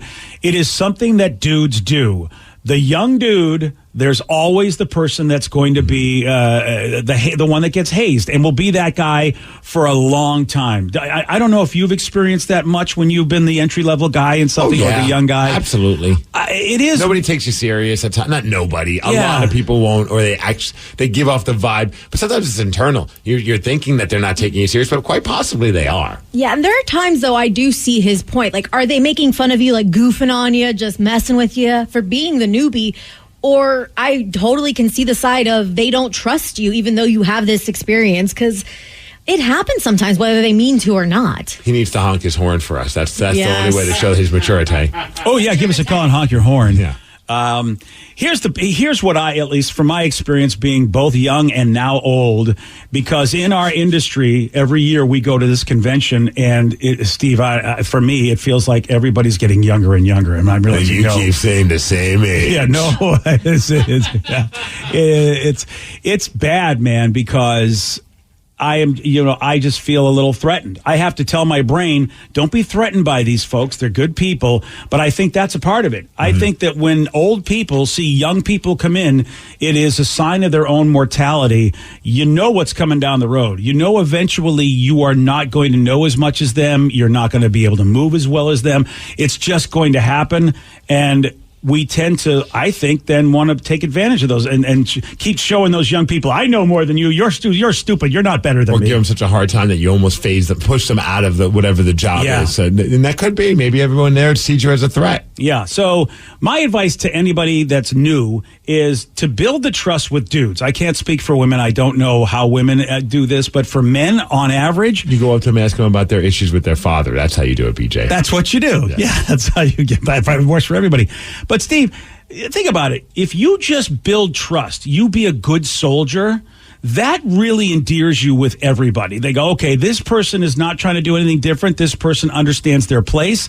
And nothing gets men to trust you more is if you're a good soldier, follow orders, and know your place. It sounds horrible, but that's the quickest way to get dudes to like you, older dudes in a workplace. It works every time. But I know it works in our industry. You say quickest, but it takes a while. Yeah. But they will embrace you. Absolutely. But it's not like it's going to happen overnight. Right. Yeah. But if you don't do that, it's going to be painful. I don't know. If you feel like they keep talking to you like you're a child, I think the best way to handle this is just have a massive temper tantrum at work. Yeah. Oh, crying, why are you looking at me? Yelling at them and say, "Stop treating me like a child." Why are you looking at me? Maybe fall on the floor and slam your hands against the wall and the doors and the floor and all that. I may have done that a few times in my life. Poop your pants a couple times. Okay, now that happened just once. Okay, all right. That only happened once. Yeah, so that's our advice to you, my friend. Joel's got on the line. He's got some advice for the guy. Oh, here we go. Joel in Lake Stevens, you are on the rock. Hey, how's it going? Hey, Joel, what's up for you? What's up, buddy? All right, so I agree. There will always be those people that talk down to you when you're the younger guy, and you gotta talk to them, and you gotta do it tactfully. You guys know what tact is, right? No. Didn't you just hear me talk about how ugly somebody's kid was? I have no idea what tact is. Well, tact is great because tact is telling someone to go to hell, and they ask where and when they can buy the ticket. So I gather, that's all. I love that line. I gather you were that guy. People were talking down to you. So what did you say, and did it work? No, I've never been that guy. I'm 6'6", 300 pounds. That's what's up. Other people do that and have that happen to them, and I don't agree with it because we're all in that industry trying to learn something, and it shouldn't be us versus each other. It should be us versus the work. Well, Joel, that's why millennials and younger and perhaps some young Gen Xers, you guys get that. It's us older Gen Xers, us boomers that just came from that hazing mentality. So I'm happy to hear somebody like you say that because you're the type of person, being a big dude, you could just be that guy. And for you to say, no, that's not right. We shouldn't be that kind of guy. Good on you, man, because that's fantastic. So then our texter needs to get platform shoes and start eating more. Yeah, I mean, that's what you got to do, man. Get the platform shares. Hey, dude, just stand up for yourself. Tell them that you don't want that. You don't appreciate that. Sometimes you got to just take pride in what you do. One person says, just work hard and be confident. Someone says you can be new, but show the boys you're not a bitch, and you'll get instant respect. Oh, like prison cell, you just take them out. Someone says something, just punch them in the head. I don't think that's what they're suggesting. Yeah, well, there is, there's so many different ways to handle things, but there is something about asserting yourself in a way that shows you're not somebody's bitch, but you still know your place. I don't know what that balance is. It's tough. It is tough because really older people should be more mentor-like, and a lot of times they're not. They're scared and afraid, and they don't want to admit that, and therefore they end up being jerks like this guy is dealing with. All right, next text. Someone needs our help. Let's talk. What do we got? Oh, man. If this is help wanted, you got an issue, any kind of issue, we'll help you out at 206-803-ROCK. Call or text. Oh, this one I think is going to ruffle some feathers, BJ. All right, here we go. I was fixing the settings on my mom's cell phone the other day when an inappropriate text popped up that wasn't from my dad. Oh! It said something like, thinking about you, sexy. I didn't open it, but I'm not sure what to do. Should I confront mom? Should I tell dad? They just celebrated their 30th wedding anniversary. Yeah. Confront mom or tell dad? Or both? I confront mom. Yeah. It's got to be, and you give mom the ultimatum because she let you have access to something that, you know what, you were privy to information that now you were know. Snooping. Yeah. That's on mom for being an idiot because she doesn't know how to work that technology properly and is in an inappropriate situation. It could also be an accident. It could just be a friend being an idiot, but you have to ask. You can't carry this around. Could you be a just can't. spam text. Could very well be that, too. Have you ever gotten one of those? Oh, yeah. Like those weird ones where it's like, it was so great talking to you, and it's like a really fuzzy-looking picture of a person. You're like, A, I have no idea who you are, and I don't talk to anyone, so I have no idea what this is. It's funny you say that, actually. Emo Night sends out texts to, like, their text group, but they do it in a very conversational way. Like, hey, good looking? It'll be like, hey, you up? And then they'll follow up like later on with, if you respond, like Emo Night tonight at Numos. With a text? Yeah, but it's funny because I have it saved as Emo Night, and it's like, it looks so sketchy. Like, it looks really sketchy of like, maybe I just saved somebody under Emo Night. Yeah, next thing your girlfriend's like, who's Emo Night? And why are they saying, are you up? Yeah, why are they texting you at 3 a.m. saying you up? Yeah, this is a tough one. It really, really is. And here's what I would definitely suggest. I mean, look, I just have to be professional about it. I would, if it were me, I'd talk to my therapist and go, what's the best way for me to go about it? And your therapist will work through with you so that you can know what really is going on in your own brain. But just offhand, yeah, I mean, you saw it on your mom's phone and you got exposed to it. And of course, this is your parent. These are your parents. I think that, you know what, she should be able to have a reasonable conversation with you. And if she can't, then you know she's up to something. So definitely confront your mom. She has to let him know, or let her know, and or let him. And then you need to be there to support your dad as well. Yeah, I wouldn't tell dad unless I gave mom the ultimatum and said, look, you're going to tell him by X amount of time if, in fact, it turns out that she is cheating. If you don't, then I will, because this is my dad and I care about him. He should have just texted the guy that texted her. Like, hey, sexy, are you doing? Go after yourself. Yeah, see, now that would have been interesting. I wonder if I would have done that. Like, I would have done some research before and to go, let me see if this is legit. Who is this? Who is this? I definitely would have checked to see who it was because I've almost gotten Sarah in trouble. I couldn't be there for her birthday, so I sent her flowers, and I have a nickname for her. It's Hotcakes. And so I wrote, love you, Hotcakes. Love Panini. That's my nickname. And her now husband is like... Hotcakes and Panini? Why are you guys food nicknames? Long story. You won't like it. But I appreciate you recognizing that, because you're probably right. Yeah, it's really dumb. Okay. But yeah, like her now husband saw it and he's like, hey, so who's this Panini and why are you Hotcakes? So I'm wondering if it's one of those. I call my female friends babe or sexy and stuff. So I'm wondering if it could be that too. You know what? I don't really foresee. I mean, who knows? Maybe parents are doing that. Like older people are doing that. But yeah, I have some friends where they like call me like dudes. They're just like, what's up, sexy? Yeah, like And I'm like, it's usually Danny. I'm like, what's up, sweet ass? Yeah. Both. That's our nickname. Do you have to be careful? Because nowadays, I mean, you could have an affair with anybody. So just because it's a woman, I don't think a husband should just go, oh, it's a woman, no problem, because that's a tough one. So I don't know if I want to start calling my male friends anything like that, just because I wouldn't want the significant other to go, you could be cheating on me with a dude. Come on. But I mean, I think certain relations, you would like, oh, this is just what I say to Danny, or this is what I say to my This is what I say to Danny. Hey, sexy. Yeah. I say it to my cousins too. Like I have a cousin also named Sarah. I'm like, hey babes, hey sexy. Like, yeah, I don't like it. So are you going to think that I'm sleeping with my cousin? Like, yes. Okay. Now that you bring it up, I've often thought about that about you. Think about the person, the source. Oh yeah, the guy who took his cousin to prom. Yep. No. Oh, so it all comes back to that's that. normal. Okay. Yeah. Well, you know. Doesn't happen to other families though. Oh, other families, it's okay. That's not in our family. Nope. All right. Oh, someone said, get back on the phone and forward that text to your dad. Ooh, LOL. okay. Yeah, I don't know if that's necessarily the best advice. No, you don't be a douche. You really want to, make sure everything is cool and be responsible. Don't be a douche. I mean, you just don't want to be a douche in life, especially your poor dad. You know, it's going to be tough if your dad has no clue. Here's the other thing. It's very possible that your parents have an open relationship. People have all sorts of arrangements, and that would be mind-blowing if they find that out through this way. Yeah, and it could be an open relationship that is an unknown. Like, I don't care what you do, I don't want to know about it. Mm-hmm. So many people do whatever they have to do to stay together. I don't think people understand, if you're not going to therapy. Well, I often wonder how couples stay together who don't go to therapy, who are in my demographic, because we were not raised in an environment that taught you basically either drank or did something in order to deal with the crap of life. So I often wonder, like, how are you guys together? Because I see you fight. I don't think you like each other. How are you two together? I know what I got to do to stay together with my wife, and it's a challenge for both of us. What if dad and mom, they like to role play and it's from a burner phone and it's actually dad's? Oh, like the movie Sideways. All right. I don't know. Yeah, okay. You never know. Okay. That's why you got to talk to mom, because it could because part of me is like, why is she asking you to work on her phone when she's doing inappropriate stuff with that phone? Yeah. Like, why would you hand over your phone and just be like, yeah, I don't have to work. You know what I mean? Like, I hand my phone over because I'm like, you're just going to see stupid stuff. The worst you're going to see is an inappropriate message from one of my hockey buddies. Like, but it's not going to be anything you got to be concerned about. Yeah. So, like, there might.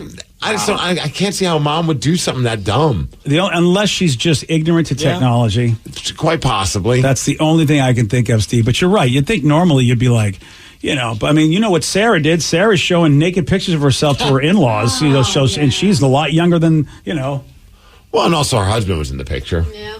That doesn't make it better. I mean, it's still like she doesn't know how to work her own phone. So I think that mom probably was like, oh, wait, you can see the inappropriate text messages from my secret lover? Oh, I hadn't thought about that.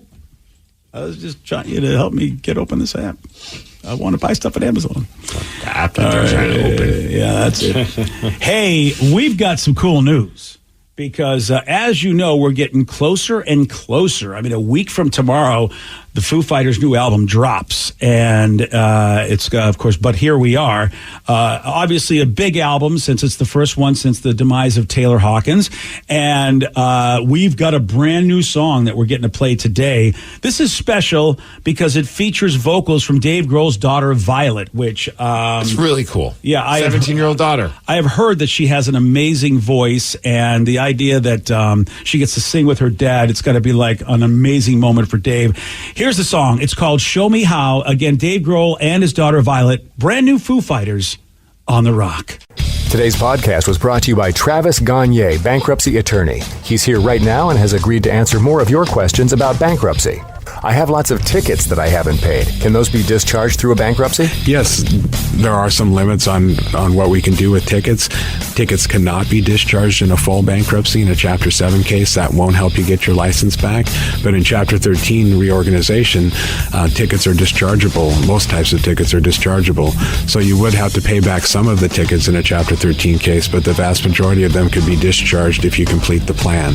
And again, you would get your license back right away when you filed the a Chapter 13 case, as long as the only reason you don't have your license is because of failure to pay your tickets. But the Chapter 13 process will help you get your license back and repay a small portion of your tickets in most cases, and get your license reinstated almost immediately. Thanks, Travis. If you have more questions about bankruptcy, you can reach out to Travis anytime at ChooseTheRightChapter.com. Travel is getting way more expensive, but Lauren saved $900 on her trip to Europe with Point Me. How? With Point Me, you get 6 to 12 times the value for your credit card reward points. Visit us online at point.me to learn how. Point Me. Better flights, fewer points. I was scared the night you overdosed, but I was prepared. I brought naloxone with me, and I knew how to use it. I held your hand tight when you woke up because I wanted you to feel safe. Your life is worth saving, friend, and I would save it again if I had to. Naloxone can reverse an opioid or fentanyl overdose. Carry it with you. For more info, go to PreventOverdoseWA.org. A message from the Washington State Department of Health. Hey y'all, it's Garth. I love the country music family. I love the country music family of artists and the country music family of songs. Some of the greatest artists to ever grace music are under the flag of country music. And some of the greatest songs in music history are under the flag of country music.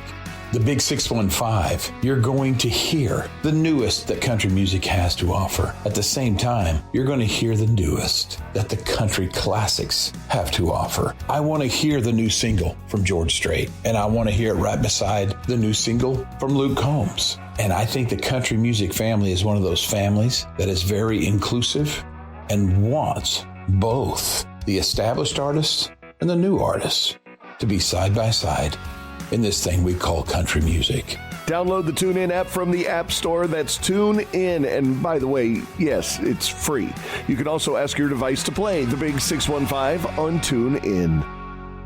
Have you or a loved one been injured in an accident? Are you struggling to recover fair compensation? Look no further. At Phillips Law Firm, the experienced personal injury attorneys will fight for your rights and get you the justice and compensation you deserve. They handle a wide range of cases, including car accidents, slip and falls, medical malpractice, and workplace injuries. Justice is a phone call away, so don't wait. Call today for a free case review. Call 1-800-JUSTICE or visit justiceforyou.com. Hey, this is BJ. Thanks for listening to our show's podcast. If you're a fan of all things geeky, you should check out my other podcast, BJ Shea's Geek Nation. We have new episodes every day, and you can check it out at bjgeeknation.com. Your driver's license is important so you can get back and forth to work, get your kids to school, and back and forth to daycare. If your license has been suspended because you can't pay your tickets, you can't do any of those things. Let's talk about Chapter 13 bankruptcy. You may have heard that tickets cannot be discharged, but they can be dealt with in a Chapter 13 case. Why not come in for a free consultation? The chapter you choose will make all the difference to your getting back legally on the road. Let's design a plan to pay off your tickets and restore your license immediately. I'm attorney Travis Gagne. Please contact me today at ChooseTheRightChapter.com. That's ChooseTheRightChapter.com. 99.9 KISW, the Rock of Seattle. Well, a lot of people got the sad news yesterday that Tina Turner, the queen of rock and roll, actually passed away at her home in Switzerland yesterday. She was 83. I didn't even know she was in Switzerland. I didn't know that's where she was hanging out. She had a crazy home. I remember when someone shared it. It was like a Mike Wallace interview that he did where he went and like did a tour of her home and all this. And there's a pretty funny clip out there of he's like, they're looking at everything. She's got like this crazy pool that like kind of has like one of those like where like you don't see the end of it, the infinity. Oh, the infinity pool. Yeah. All this stuff. And then he looks at her and like, trying to have that profound question of, do you feel like you deserve all of this? And she looks at him and goes, I feel like I deserve more. And then starts laughing. And I was like, yeah. She's badass. Right. Oh, no. She is totally right. I don't think he was doing it to like insult her. I think it was just like one of those kind of like profound questions. And like she had the best comeback.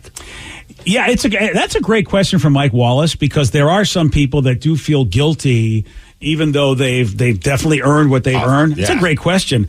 But with Tina Turner, if you know anything about her life at all, Obviously, being an African-American woman, the time that she was trying to do music, forget about it. It's amazing that she got to be what she got to be because there were so many fences in her way.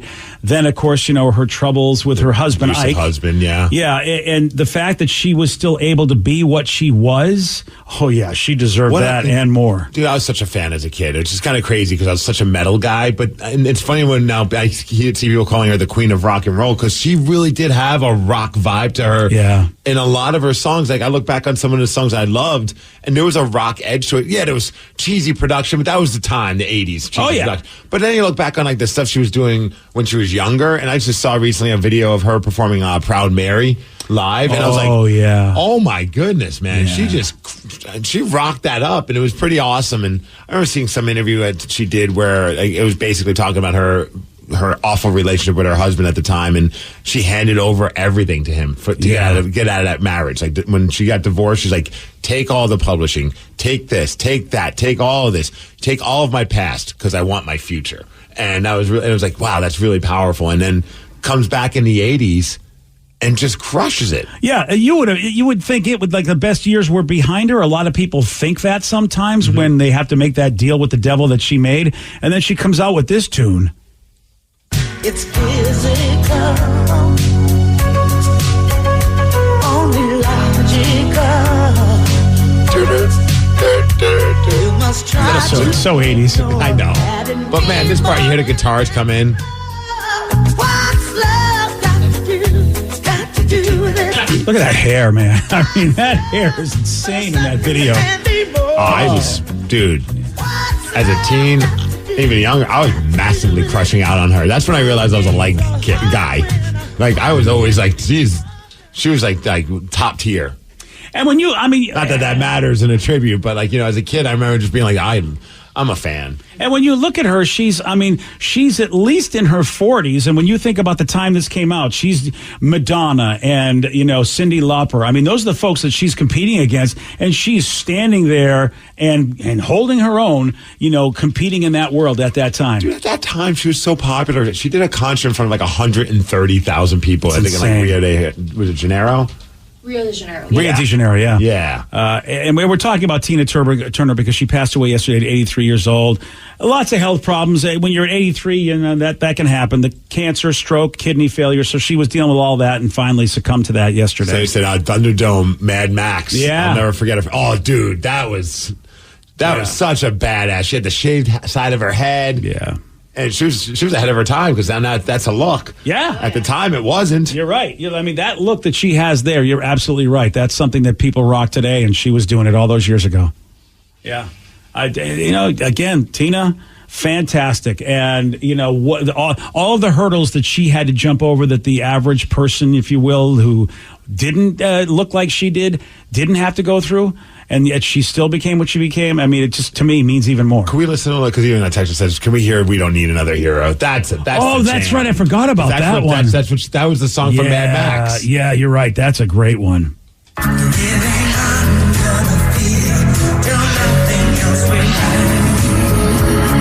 She played Anti-Entity. That's a great song. I mean, for an 80s song. I know. Yeah. What a strange time production-wise, in my opinion. Yeah, it's... Yeah, I'm not sure. Those big, like anthemic choruses that, as a metal kid, like that's what I loved about metal is like those massive, big moments. And yet, these weren't metal songs, but I could totally hear like a metal band from back in those days playing that song. Tina Turner, who passed away yesterday at 83, also had this hit back in 1988, "The Best."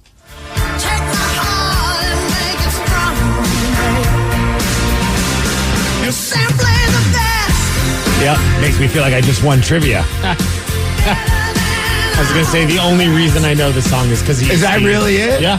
Oh my gosh. And this is I get fired up whenever I play. A, because I wouldn't beat Migs, but because also I love this song. And you can tell they're getting better with like the way they make music because it's 1988. This is a little better than the cheesiness of the early 80s. It definitely has gotten a little more like real sounding. Yeah. A little less overly processed. So this is something I did not know. Tina and this is about Tina and her connection to rock music. Of all people, Whitesnake singer David Coverdale says that he originally wrote the song "Is This Love" for Tina Turner, but when the band's label heard it, they refused to let it go. So how about Tina would have done this? Oh, boy, I can hear her doing this. Oh, my gosh, yeah. It does sound like he wrote this song for her.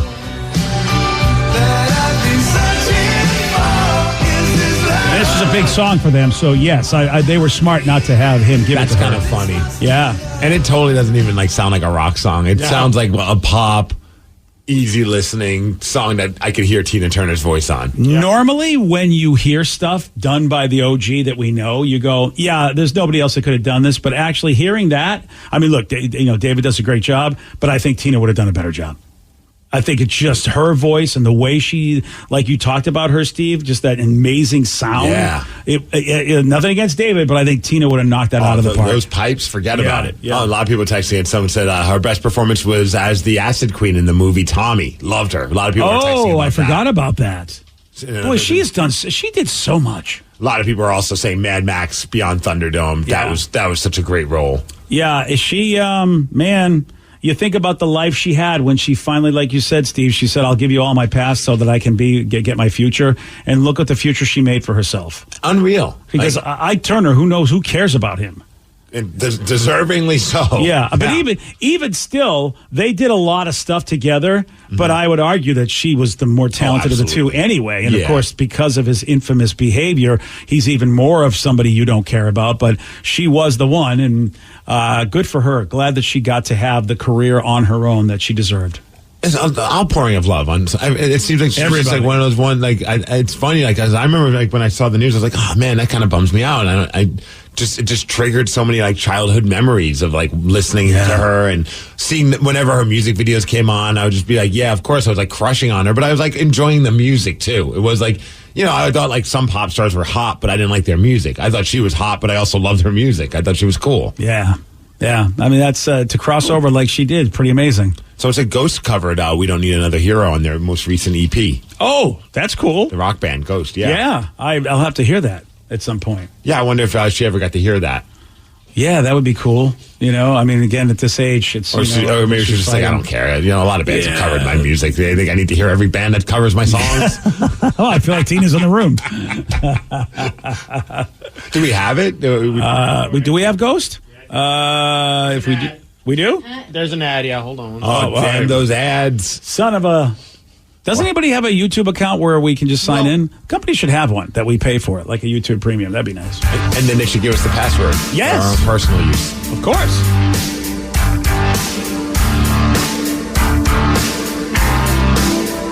Sounds like he's farting. I don't know about this.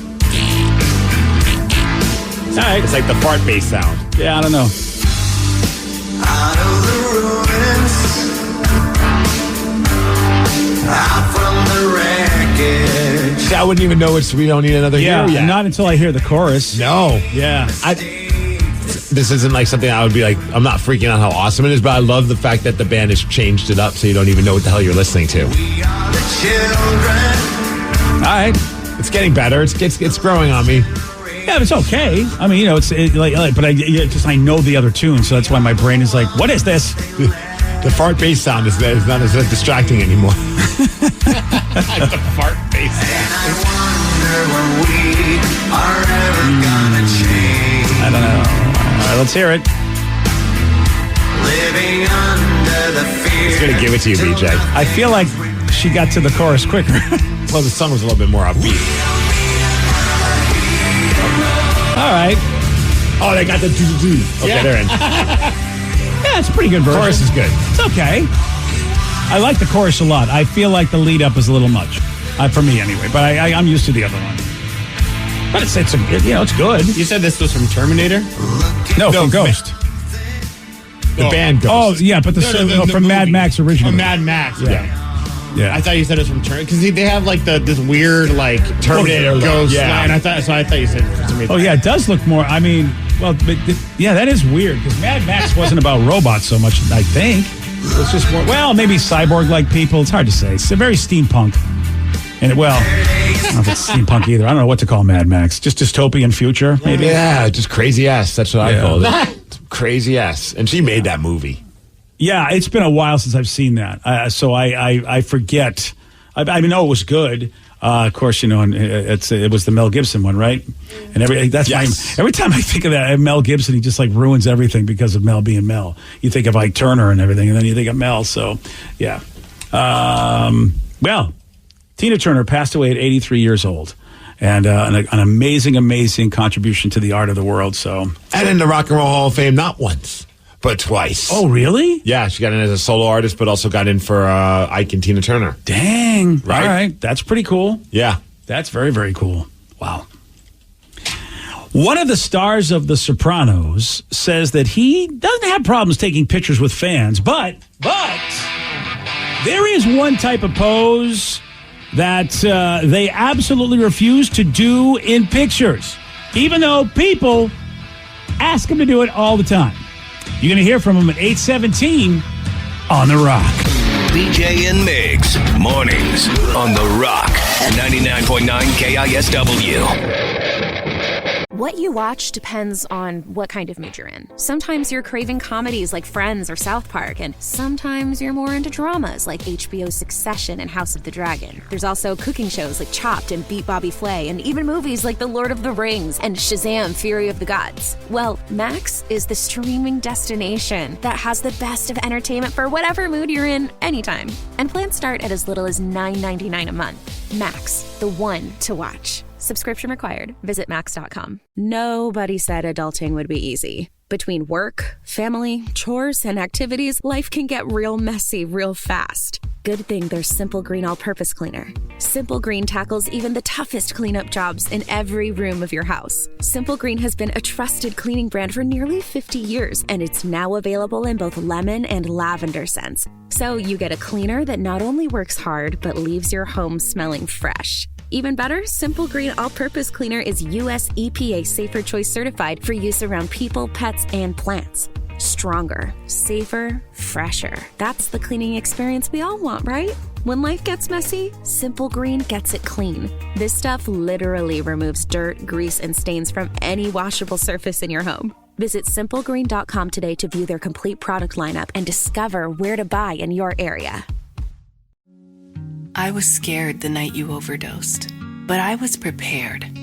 I brought naloxone with me, and I knew how to use it. I held your hand tight when you woke up because I wanted you to feel safe. Your life is worth saving, friend, and I would save it again if I had to. Naloxone can reverse an opioid or fentanyl overdose. Carry it with you. For more info, go to preventoverdosewa.org. A message from the Washington State Department of Health. 99.9 KISW, The Rock of Seattle. In a recent interview, Soprano star Michael Imperioli, he played Christopher. Dude, they just showed I saw the video of this interview, and it's like he's barely aged. Like, I see someone, like, obviously he's got a little bit older, but he still looks pretty good. Yeah, he does. He looks good, but his hair is obviously like white now. And of course, he had that dark hair back in the Sopranos days. But you're right, he looks good. No doubt about it. He definitely has a unique look, and he does not look bad at all. Yeah. He still looks like the dude from The Sopranos. He does. Yeah. He had a big role in that show. And of course, when you think about all, like, some people have passed away, obviously, and James Gandolfini, the biggest star from that show, that's no longer with us. So Michael is kind of like the big figure of that show that's still with us. Yeah, you're right. And he talked about that. Hey, you know what, man? A lot of folks love The Sopranos. A lot of people watching it for the first time. So he's cool with posing for pictures with fans. But he says there is one type of pose. I'm not going to do that. You know, that some people want to take a picture with me pretending I have a gun to their head, and I never will do that. I don't do that. I'll strangle them, but not put a gun to their head. Sometimes they do. They ask, pretending you're shooting me. No, man, I'm not going to do that. That's horrible. That's bad vibe. But strangling them is okay. Well, yeah, because eventually you don't die. You can come back from that. Yeah, it's not immediate. You can fight it off. Oh, that's funny. Depending who you are, it's a little sexy. Okay, I hadn't thought about that. Okay. That's true. That's very true. All right, then. I don't remember why, but one Comic-Con, anytime I took a picture with a person dressed up as a villain, I asked them to strangle me in the picture, and a lot of people really excited about it. Other people were a little nervous. Like, there's just such a weird request. They were not expecting it. I don't remember why, but it was a lot of fun. I got a lot of good pictures. Yeah, I'd be like, okay, I'm not sure, like, why, like if you're just some sweet, happy character, why should I be strangling you? I'm not a villain or anything. I was dressed up as a vampire, but I was asking, like, Bane from Batman to strangle me. And, well, of course. Poison I'll Ivy. strangle you. I'm Bane. Yeah, like whenever I get a picture with a mascot, I try and convince them to put me in a headlock because I just think it's funny because the time that we did it with Bowie, and I jokingly said it, and within like a half a second, Bowie's already got me in a tight headlock, giving me a noogie. So so those all seem to be okay, but pointing a gun to your head, like even with the fingers. I've never been in a situation where I wanted someone to do that. Yeah, and yet it's not out of the ordinary for the Sopranos to have, because they did a lot of whacking. So, but I get, Michael Imperioli's like, look, dude, that's just not cool. I don't want to do it, which is, I understand why. It's interesting. I read an article, Aubrey Plaza, just like she and I think her husband just finished The Sopranos. Oh, I know a few people that either are just starting to rewatch it again and haven't seen it in forever, or people who have never seen it and just decide, you know what, maybe it's because of the writer's strike, there's not as much television they're not feeling or whatever, but they're just like, we're just about to binge The Sopranos. It's awesome because Aubrey really doesn't watch stuff that she's been in because she says she hates like streaming, which is so bizarre. It's like, for her career to be good, chances are she's going to be on some platform that will stream. And she's just like, I hate streaming. But because she started with Michael in The White Lotus, that's where she decided, oh, okay, let me check out this guy's work. Guy? Yeah. Yeah. And of course, she loved it and binged it with her husband. What's really funny about Aubrey is she's like, I'll just go on iTunes and I'll buy a season. And meanwhile, her husband's like, Aubrey, we have HBO Max. It's free. You just paid money for nothing. I could have just put the app on you. She goes, I don't know how to work any of this stuff. I hate it, and I went out and bought it anyway. It's just like, he's like, all right, whatever, honey. You just wasted the money because it's all right there. I respect that she's gone full grandpa. Yeah, she totally has. And by the way, it's now Max. I don't know if you guys saw it yesterday. I had to sign into the new Max. I haven't. I heard that I was making the change. And not only did they change the color of it, and everything is blue now. Does every app have to have some blue? It's just irritating the crap out of me. I have so many blue blue apps. apps. You're complaining about? Well, if you look at your phone and you want to quickly punch something, you know the color of things, and so that really helps you to get the button you want. But I have like all my apps are now blue. Okay. So it's like, it used to be purple. Why not stay purple and just call it Max, but be purple? I don't know why it's got to be blue. My TiVo. Maybe you should put together a well thought out angry tweet. and send it to them. My TiVo is blue. My Alexa is blue. Like I have so many blue apps. Blue. Yeah, so why? See, look at all the blue. Look at all your blue apps. Dropbox is blue. Blue. Rain blue. Yeah, all blue. So it's like, come on. My Fitness Pal, blue. Facebook, blue. Facebook, Twitter, blue. So is everyone like, why not be purple? There was no purple. Damn weather app, blue. Yeah. Travelocity app, blue. Netflix knows what's up, though they went from red to black. That pissed me off. Yeah. But what are you going to do? Pissed you off. They really did. It does. When these things happen, I see it, I'm like, that's weird. All right. And then I just kind of move on with my day. Yeah, I don't know if you're as app dependent as I am, but I'm just so used to just knowing where I want to go, and when things change, it's like, God, it's like, ugh. The worst for me is when I start dozing off while I'm on my phone, and my thumb rests on one of the apps, and then all of a sudden just starts moving apps around. Oh, and then I come back through, and I'm like, where did everything go? Dude, I know that. You're right. That happens, and that's it does. Yeah, but then when I want to move an app, I can't get it to move out the screen. I'm like, how is it? I have an easier time moving these apps around when I'm half awake. You need to be sleeping in order to get this job done. Yeah, but my app thing on my phone is all cluttered. Oh, as far as you don't know where everything is? Or no, sometimes I'm like, where did I put that? Okay, why is my notes app in my finance folder? Oh, yeah, you definitely screwed that up. Yeah, you definitely fell asleep. It's so weird, man. Yeah, and we easily could just, if we know the name of it, we can just tell Siri to open it for us. But if you don't know the name, you're screwed. Yeah, that's an extra step. I rather spend 20 minutes scrolling until I find know. the app. I know. Even though you're right. Yeah, I'm the same way. Even though I easily could go, hey, Sally, do what I want you to do. And it does it too. It's what's so embarrassing is like I tell it to open my Amazon app and it actually does it. But no, I'd rather scroll through and figure out where I put the app. It was like with my Xfinity. Like for the longest time, I refused to use the voice activation thing. I'm like, I could just find it on my own. And I realized one day, I'm like, if I just say TNT, it'll just open up that channel. Like, so good. Oh, especially with a kid now, like, trying to find these damn children's channels. I don't know where they are. So it's like, saved you. Has Tatum learned to do that too? Well, kind of. She knows that I'm talking into the remote. She doesn't figure out that I'm hitting a button. I feel like you don't want her to know that. There are times where I come back from the bathroom and she's holding the remote control going, Paw Patrol toys on YouTube, and I think it's the funniest thing. Oh, man. And I'm like, I'm watching a Kraken game, kid. Like, no. I get up to go to the bathroom, and you quickly grab the remote, and you're trying to change it on It's like, hey, you snooze, you lose, you left. Yeah. She's a smart kid. She's pretty smart with that. She knows what's up. Not smart enough to figure out she has to hit a button, though. That's why you don't tell her about that Dad button. wins, toddler loses. For now. Well, you know what? Take your victory, sir. You know what? Do a lap around the house. You know what I mean? Because like Vicky said, it's going to get worse. She's going to get smarter. There's a woman in the UK. She's going viral after she caught her boyfriend cheating and got back at him by hiding smelly food in his apartment. Yeah. See, I remember there was a girl I remember talking to. I forget who it was. But it was a long time ago. And she said that like she was having an affair with someone, and she thought it was funny that she would leave like her underwear in the mattress or like tucked into like where like the sheets would go. So eventually they would pop out. And I was like, what are you doing, dude? Every person you cheat with, I'm just going to say, if they are not your primary person, but they want you to get caught. Yeah, they all want you to get caught because they don't want to be side action unless you're both married. But if you're cheating with somebody that's not married or is not in a significant relationship, that person will out you. One way or the other. It's that story you told, Steve, I've heard from so many people. Right. It just happens. This is a different level, though. I've never heard of someone leaving some rotting food in the person's house. Yeah, she opens up the curtain rods above one of his windows and stuffs a bunch of shrimp in there. Okay. Nice. You've never heard this? This has been like going around the internet since I was a kid, I feel like. What, to put shrimp in people's houses? It was like a whole story about this, the ex-wife about to leave her home, and she had a nice, lovely dinner and then hooked up with her new guy and then let caviar and shrimp inside the curtain rods, and they couldn't figure out what the smell was, and so they allegedly, according to the story, sold the house to him at a very discounted rate because it stank so bad. Wow. In the curtain rods. I remember hearing stories about like, people leaving like fish in like under a seat in a car. Oh. Yeah, the curtain rods like that.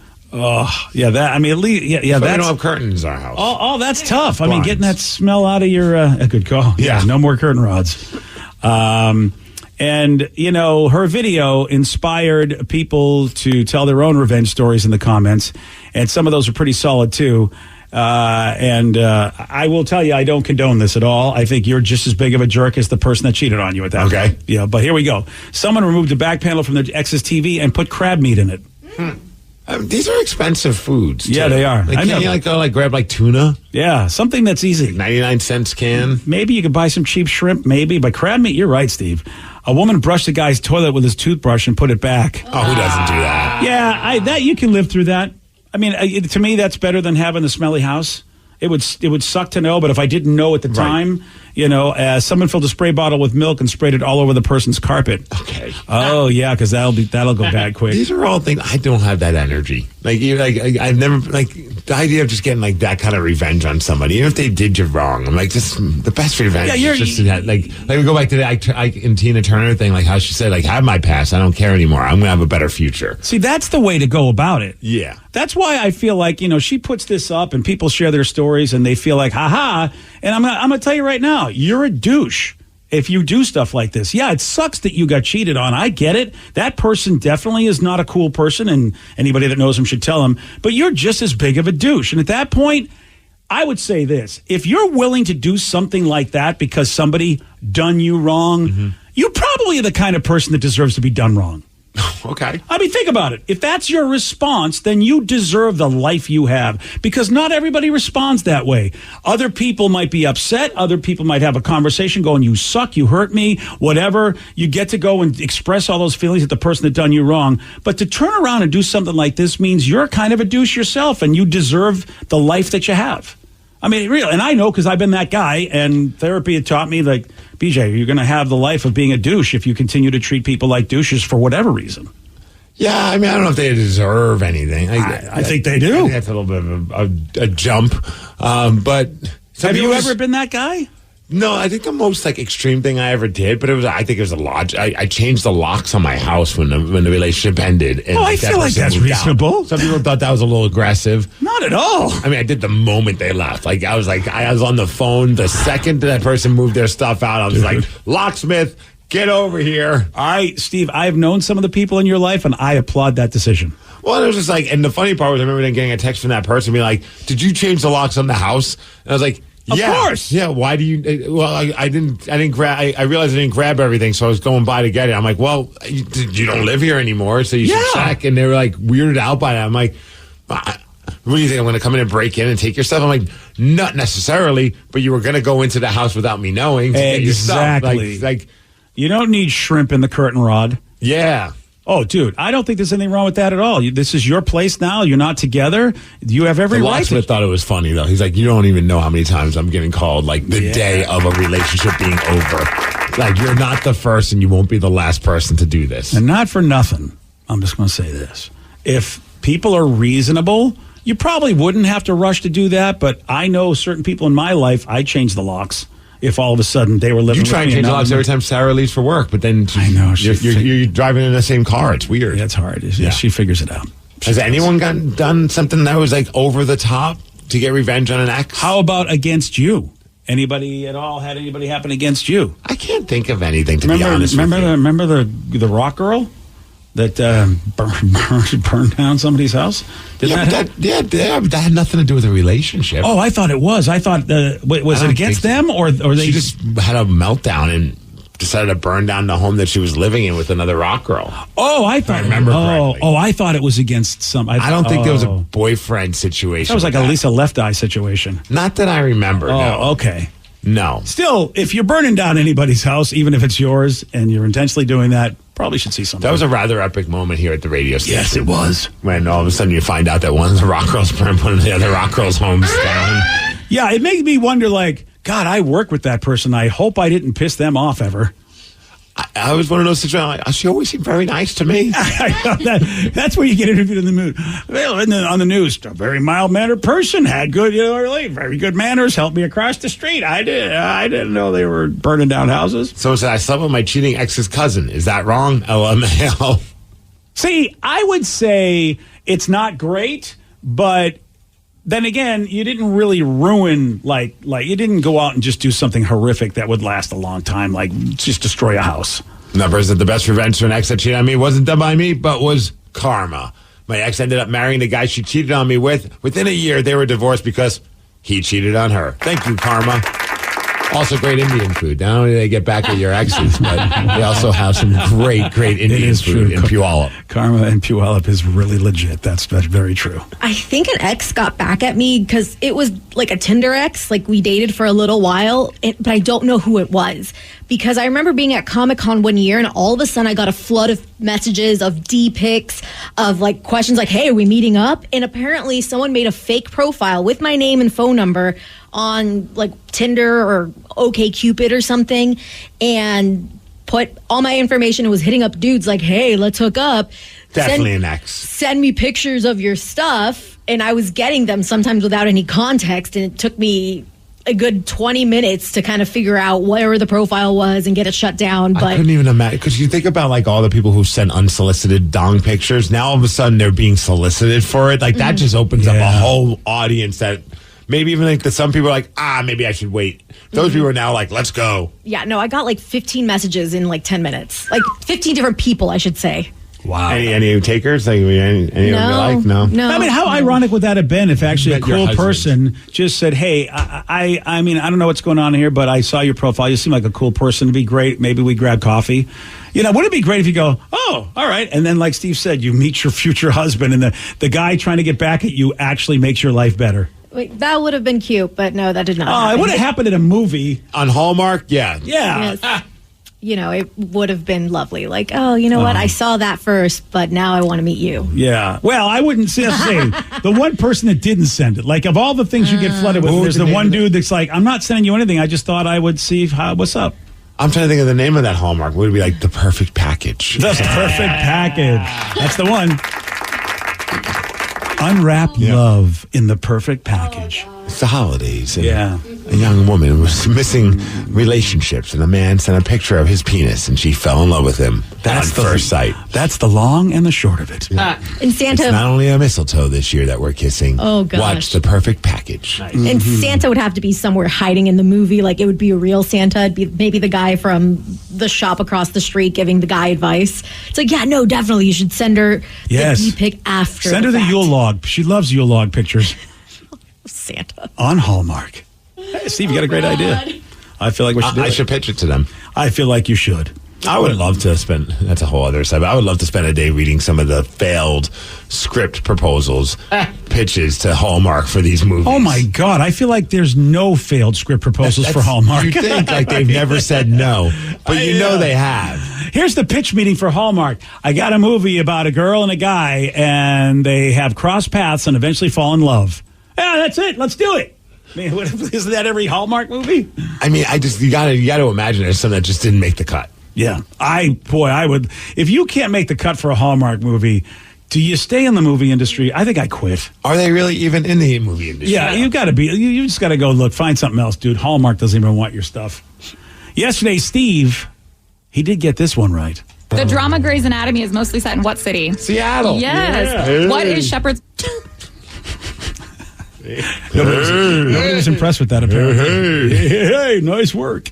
You want a shot at beating Steve? Well, you got it. 206-803-ROCK. That's the number to call. We'll play Beat Migs. We'll do that at 8:47 on The Rock.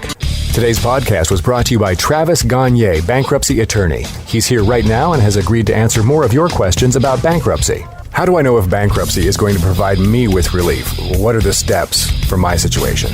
There's so much information out there about bankruptcy with the internet and what people have heard from friends and other people that they've talked to about their financial issues or bankruptcy. There's also a lot of bad information out there or urban legends about bankruptcy. In order to determine whether bankruptcy makes sense for you, you need to talk to an attorney that's experienced in bankruptcy. So in order to determine whether bankruptcy makes sense for you, you should talk to an experienced bankruptcy attorney. And my job is not to convince you to file bankruptcy. My job is to help you to make that decision and have all the facts so that you can make an informed decision about whether bankruptcy makes sense for you, what benefits it's going to have for you, and what the downside of filing bankruptcy is. Thanks, Travis. If you have more questions about bankruptcy, you can reach out to Travis anytime at choosetherightchapter.com. Your points are worth more than you think. This first-class flight to Tokyo, you can book it in your credit card portal for 1.4 million points. Yowzers. With PointMe, you could redeem just 120,000 points for that same flight. Now that's more like it. PointMe gets you 6 to 12 times the value for your points. Your credit card points are worth more than you think. PointMe. Better flights, fewer points. Get started today at point.me. That's point.me. You are getting sleepy. Your CPAP mask is clamped tightly to your face. You will not toss and turn through the whooshing. You will not throw the mask. It's not working, Harold. People who struggle with CPAP have partners who struggle too. Luckily, now there's Inspire. No mask, no hose, just sleep. When I snap my fingers, you will remember to visit inspiresleep.com.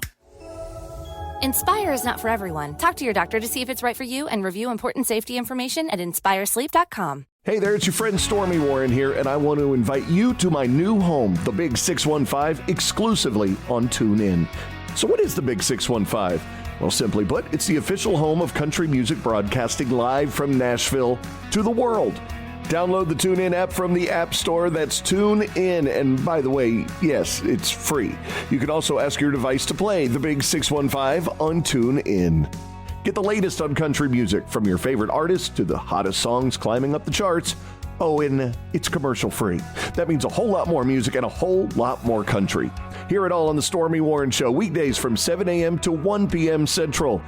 Download the TuneIn app from the App Store. That's TuneIn. And by the way, yes, it's free. You can also ask your device to play the Big 615 on TuneIn. And I look forward to having you join me on the Big 615. This is your country station, the Big 615. Dealing with an accident and injury claim can be overwhelming. Let Phillips Law Firm fight for you. We understand the pain and suffering, and we're here to guide you through. Call 1-800-JUSTICE today for a free case review, or visit justiceforyou.com and let Phillips Law Firm help you on the road to recovery. Your home is going into foreclosure and you feel like a financial wreck.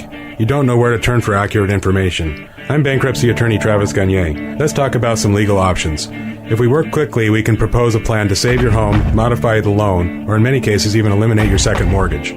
The consultation is free. I've helped hundreds of people just like you make informed decisions about whether to save their home or exit it on a reasonable, organized timeline. The chapter you choose sets the tone for the next chapter of your life. Please contact me today at choosetherightchapter.com. That's choosetherightchapter.com. 99.9 KISW, the Rock of Seattle. Well, it's working, Steve. What? Wearing these KISW baseball tees. Look at what your Mariners are doing. I heard Teoscar Hernandez is now wearing it. He needs to. You want to show your love for the M's. Here's what you do.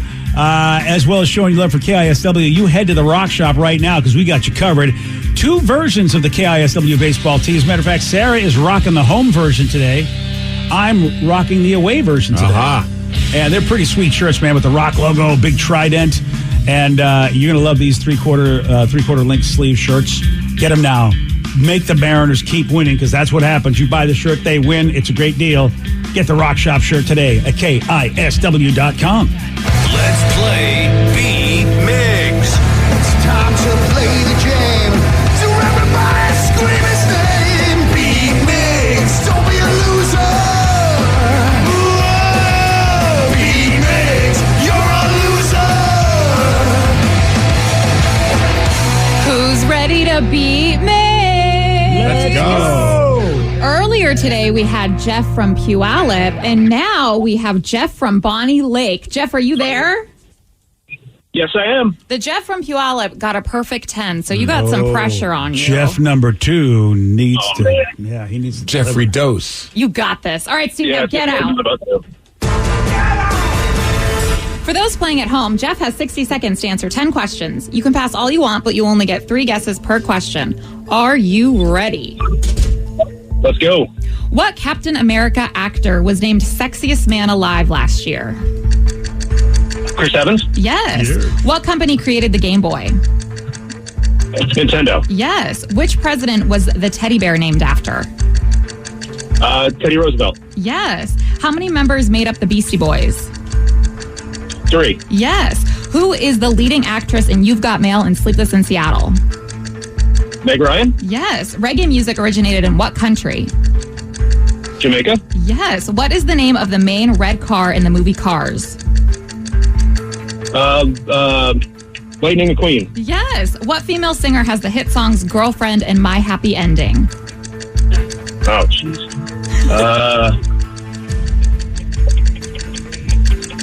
Lady Gaga? No. Billie Eilish? No. Pass. Oh. What is the square root of 225? 25? No. 15? Yes. Nice work, buddy. Woo! And with that, you get 8 correct. Nice question, by the way, about Meg Ryan and her movie because of the fact that Ted Lasso just had that movie, one of those movies on during the last episode. Yes, I just watched that last night, actually. Yeah, that's right. I wondered if that's what you were thinking. Everyone was crying. I know. Well, yeah. Jeff, I have faith in you. I think you might pull this one out. Oh, yeah? Steve's going to lose again? Maybe. What kind of faith is that? Steve, are you ready? All right. What Captain America actor was named Sexiest Man Alive last year? Chris Evans. Yes. What company created the Game Boy? Nintendo. Yes. Which president was the teddy bear named after? Theodore Roosevelt. Yes. Ooh. How many members made up the Beastie Boys? 3. Yes. I mean, you could say 4 with their DJ, but whatever. Who is the leading actress in You've Got Mail and Sleepless in Seattle? Meg Ryan. Yes. Reggae music originated in what country? Jamaica. Yes. What is the name of the main red car in the movie Cars? Herbie. No. Jack. No. Good old Jackie. Kari. No. What female singer has the hit songs Girlfriend and My Happy Ending? Beyonce? No. Lady Gaga? No. Katy Perry? No. What is the square root of 225? 11. No. 12. No. 13. No. Oh, my God. What is the name of the lead pirate in Pirates of the Caribbean? Jack Sparrow. Yes. 1, 2, 3, 4, 5, 6, 7 correct, which is a loss. Woo! 7 to 8. Boy. Oh, the Jeffs are kicking your ass. Unbelievable, Jeff. Nice work, my friend. There's not a good Jeff in that. Thank you. Yeah, good job, buddy. Oh, Steve, I feel so bad, but you get this, buddy. You do. You're let down by math. Yes. Anything with multiples involved, if it's got a 5 at the end, there must be a 5 involved. 15? Yeah. There you go, buddy. How about that? You kind of danced all around. Really it. mad at myself. I was hoping I got to play Tina Turner Simply the Best if I won. That would have been so perfect. Sorry, Clearly, buddy. the two Jeffs have no respect and love for Tina Turner. Yeah, we were holding out for a hero. It's their fault. It is. The main red car in the movie Cars is Lightning McQueen. He got that correct. All right. Yeah. I should probably watch it. Extremely disappointed You in really? both Jeff and Steve on the female singer who has the hit songs Girlfriend and My Happy Ending. Come on. Taylor How do you Swift. not know this? So much Come for on. my happy ending. You're right. Ooh, ooh. Do you know now? Say it. You Say it, need, Steve. you need to say it. It's not Taylor Swift? No. But why am I going so crazy for it? Because it's stupid Avril Lavigne. There we go. I am Recognize. fine losing if it means I don't know an Avril Lavigne song. Well, unfortunately, then you are not. And you knew it once I sang it. Yeah. I actually didn't. What? When BJ sang it, I did. That's when he knew. Oh, okay, my That's bad. it. That was Yeah. one of her biggest hits, Steve. It was. Congratulations on losing. Skater Boy, and then there was the other song? Tomorrow? My happy ending. Complicated. There's so many. That's it. There's so many. Please. Okay, girlfriend. Hey, you. I don't like your girlfriend. No way. I think you need a new one. That's why Taylor can suck it. how Almost much the queen. It would hurt to take this wooden stir and just shove it in my ear. I will pay money for that. You either want to do self-harm on yourself or both BJ and I for just doing Yeah, that's a that. good point. I could get in more trouble with HR if I do harm to both of you, so I think I'm going to hurt myself. All right, self-harm I don't appreciate, but Yeah. at least it's not on me. I can't condone, but you know what? At least I stay alive. Hey, Sorry for losing, Steve. Sorry, I am Stevie. too. Yeah. You know what's a cool thing about the NBA playoffs, which of course tonight we get to see if Jason Tatum is the best basketball player that ever lived, as Which he tries he is, as he Joe. tries to stave off defeat. Is also the best part about the NBA playoffs is you get to hear Charles Barkley and Shaquille O'Neal interact. They are so great together. They really are. I mean, they really need to just have a podcast. Yeah, at this point, give him a TV show, give him something, give him a podcast. Because, man, on Inside the NBA, boy, Shaq did it again as he shared this awesome and fun story about Stevie Wonder. I'll tell you a Stevie Wonder story, but you're not going to believe me. Come on, man. We lived in the building on Wilshire. So you park your car under the valet's down there. So I'm already in the building. I'm coming to the lobby. Door opens. It's Stevie Wonder. He comes in, says, "What's up, Shaq?" Presses the button. Oh, it's your story. Presses the button, gets up on the floor, buys stuff, goes to his room. No, bro, he got on the elevator. He's like, "What's up, Shaq? How you doing, big dog?" Yes, he did. Yep. How did he know it was Shaq? There are a lot of stories about Stevie Wonder. How the hell did he know that was Shaq in the elevator? Have you ever seen that video where like somebody was tripping and he caught the person or something like that? And I mean, The microphone. the microphone stand. Yes. It's about to fall over or something. Have you ever seen that one? No. Oh man, that one's pretty funny. It's conspiracy theorists all believe that Stevie Wonder can still see. Maybe, he's got this kind of blindness where he can see images and shapes and stuff like that, but like he's not completely like it's all dark. I don't know, because that's just nuts that he would know. I mean, first you got to know Shaq lives in your building, and second of all, from an audio or olfactory standpoint, you've got to know, oh yeah, there he is, look at that. Dude, it's the funniest thing. Yeah, it's on YouTube. If you just type in Stevie Wonder microphone, you'll see it. Like somebody's walking by, Paul McCartney's walking by him, knocks over the microphone stand, and then there's Stevie just singing and dancing, and just out of nowhere, he reaches his hand and catches the microphone That's stand. insane. That's like Daredevil powers right there if he really can't see. And he does have dark glasses What on. if he could see all this time and he's just like, you know what will get me noticed is if like it were for Ray Charles, it's my time. Man, what a great scam if he had, but like at the end of his life, he goes, I can see everything. I've seen all of you idiots, including you, Shaq. So here's the thing. Obviously, because if you believe that Stevie Wonder, is a blind person, you're like, yeah, I would be skeptical. And Charles Barkley also very skeptical when he hears this story from Shaq. So Shaq ended up, in order to prove that, no, this actually happened, he ended up blurting out Stevie Wonder's address to give the story validity. What's up, brother? Hey, I love Stevie Wonder, but there's no way he walked in that elevator and said, Stevie, hey, Shaq. tweet me, brother, and confirm the story. Tweet me. 10560 Wilshire Boulevard. Oh, sorry. Yeah, I just gave his address. Sorry. Yeah, you worse than him. Wow. That's a BJ moment right there. That really is. Yeah. Oh, poor Stevie Wonder. Now he's got to move. Or I'm sure he lives in a place where like it takes a lot of effort to get to the front door. All right. I mean, I don't know. What the heck? I mean, I hope you're right about that. Well, if he's blind, maybe there's a bunch of people that are just milling about his house. You just never sees them. No? I guess that's the good point. You never know if anybody's trying to mess with you. I get, but unless, of course, you got superpowers like Stevie Wonder. Because if he's blind, he's catching microphones and he's recognizing who's in the elevator. It's got to be that he sees objects a little bit. That's got to be my guess. Yeah, but it's funny that he's always worn the dark glasses. He wasn't born blind, from what I heard. Oh, he wasn't? No. Oh, so then he's got some sort of macular situation, maybe. I don't know. Or maybe there was an accident. I don't know. He was born premature, and he had to be incubated, and I guess the blood vessels in the back of his eye. But it was when he was younger, so I guess like the incubator worsened the blood vessels in the back of his eyes, and it caused him to go blind. Oh, okay. So he was blind relatively young. Yeah, so he wouldn't know, like... yeah, that's the thing. I don't know what kind of blind that means. Because there are people that are legally blind. People, they still see some sort of shapes, some kind of something. I don't know. He has to. Otherwise, how? And then you see a giant, like 7 foot tall shape. Of course, you're gonna be like, that has to be Shaq. That's what I would be thinking, right? Yeah. I don't know. I don't know the kind of blind the guy is. We need answers. You figure somebody would have described it. Somebody would have had a conversation with him somewhere about like his kind of blindness. You feel like that would be out there somewhere in all of his years on the planet. Right. Yeah. All right. Well, or he's just very mysterious. No, so he's not 100% blind. One of my teachers in high school was the same way.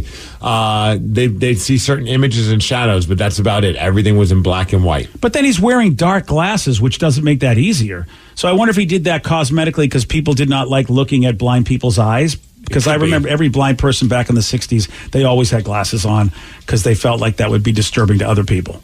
So nowadays, you see blind people now, they don't care. They're just out, which makes sense. Like, why would they wear glasses? It's probably uncomfortable. I don't need them.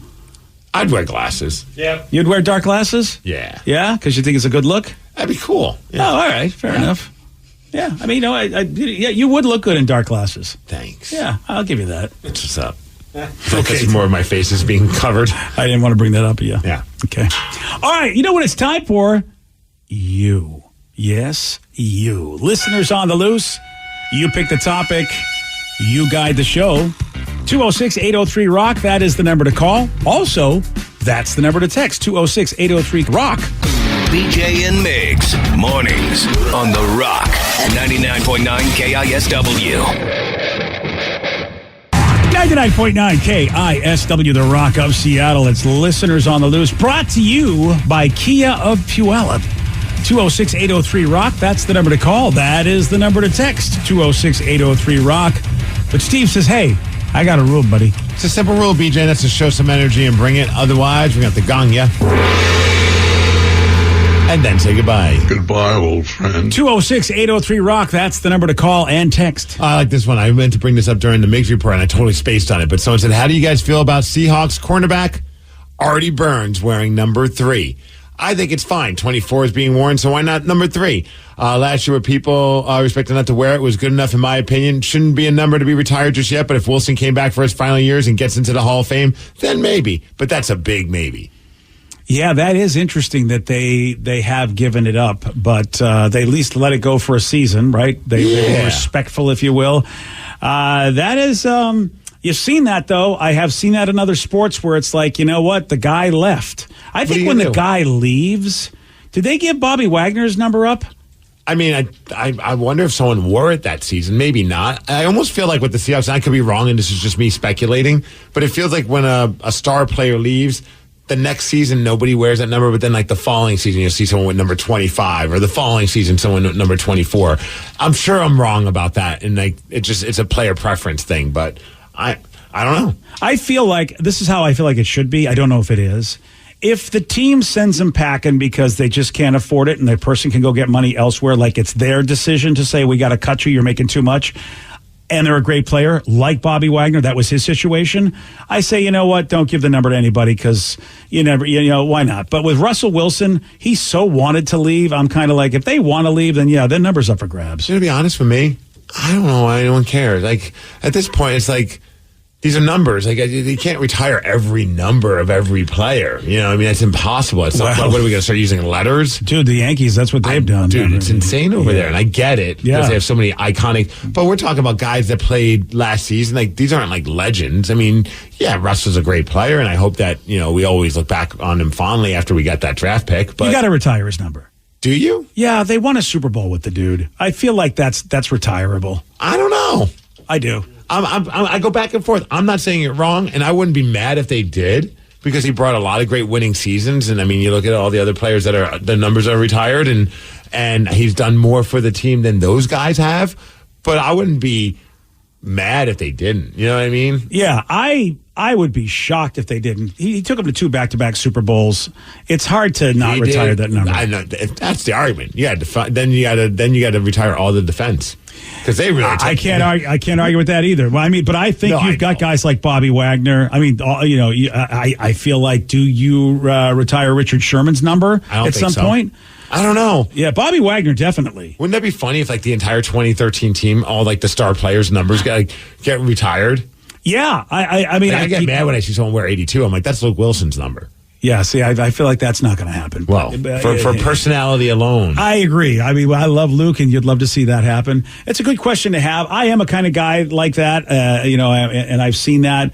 And it's interesting when, there are some people there are some, like in baseball, there's some dudes that left for free agency, and they immediately gave their number away. And these were iconic people. They did something for the team. That's a good middle finger. Yeah, they were like, peace out, buddy. You left us. We're giving the number away. Now you got to be like, you got to look at like that roster from 2013. I mean, I don't think Cliff Avrill's going to get his number retired. No. As awesome as he was, or Michael Bennett, or anything like that. But like, then you got to think about like Cam Chancellor. Granted, didn't play a lot of seasons, but when he played, yeah, I mean, that guy was really the identity of that defense. He's someone to consider, and also retiring because of an injury, staying on the team. There's a certain like lore. I don't know if lore is the right term, but you know what I mean. There's something about that makes you want to like show that guy some love. He's somebody to consider. Okay. Yeah. What about good old Brino Giacomini? I'm kidding. Yeah. Although he was awesome with the team. Percy Harvin. No. Come on, he lit a fire under everybody's ass. Everyone seemed to hate him. No, sir. Okay, fine. Yeah. Richard Sherman, you think? I feel, what Richard... about Marshawn? Oh, yeah. See, I agree with that. Yeah, one. Marshawn's got to, I mean, he has to. And he came back. Yeah. And that he's got to be retired in the Ring of Honor, all of that. I just feel like he has to be. Doug Baldwin. Ooh, that is you make a good case for a guy that his ability to block. Like that's the thing that just goes unnoticed is that Doug Baldwin and some of those receivers, yeah, they were, mediocre, but the bottom line is that they were good blockers. I mean, they were able to really help out on the line when they weren't catching a ball. And I think there's value to that, but I'm not a big enough football expert. Mitch Levy's the guy that I think would tell us whether Doug should be in there. He didn't play very long. Yeah, I know. He just played at a time where it was awesome. If you're looking at the team right now, the current roster, is there someone on the team that you feel like when they're done, their number's getting retired? Oh, wow. Well, I mean, obviously Bobby Wagner's back. Wagner's a good one. Yeah. Tyler Lockett, I feel like, would be the one that's a good argument for him. Yeah, and I would think that if, why am I blanking on the other wide receiver's name? DK Metcalf. Thank you. If DK, if he stays with us long enough, I mean, he should be because he's talented, but it's hard to know, man. Tyler, as good as he is, I wonder. Probably, again, you're talking about retiring numbers. Tyler's had a great career here, so there's no reason why. What about the number 6 for Charlie Whitehurst? Someone who didn't know. He should be retired for his financial gains. Yes. Like the idea that the guy has made so much money playing no football, that guy should be retired somewhere. Him, and then you also got to throw in who's the other guy that the quarterback that they signed for a lot of money. Why is his name completely spacing me? The one that Russell Wilson beat out for the gig. Matt Flynn. Matt Flynn. Yes. Another man. Matt Flynn's another guy where, you got to give him a ton of money. You got to give him a ton of respect for the amount of no football and money. Those are the guys that get their numbers retired for not doing a damn thing. Yeah, give it to them. Making a crap ton of money while doing it. Oh, yeah. And I don't begrudge them for it. These are guys that will not have health issues. That's true. And they're going to spend all their nice money. So it says number 3 on Artie Burns is awesome. I'm getting the jersey. My last name is Burns, so I can represent my last name and the team. Go Hawks from Ian in Ferndale. Ian Burns. See, we can all wear 3 again. We just have to get a Burns patch. It's get a new nameplate. That's all. That'd be pretty great. Yeah, I might just... You could get a Russell Wilson jersey for pretty cheap. Yeah. And at this point, just, put Burns on there. You can write it on yourself. I might even just do homebrew. Burns. I just might DIY it. Are you really? I'll have Vicky do it. Yeah. Okay.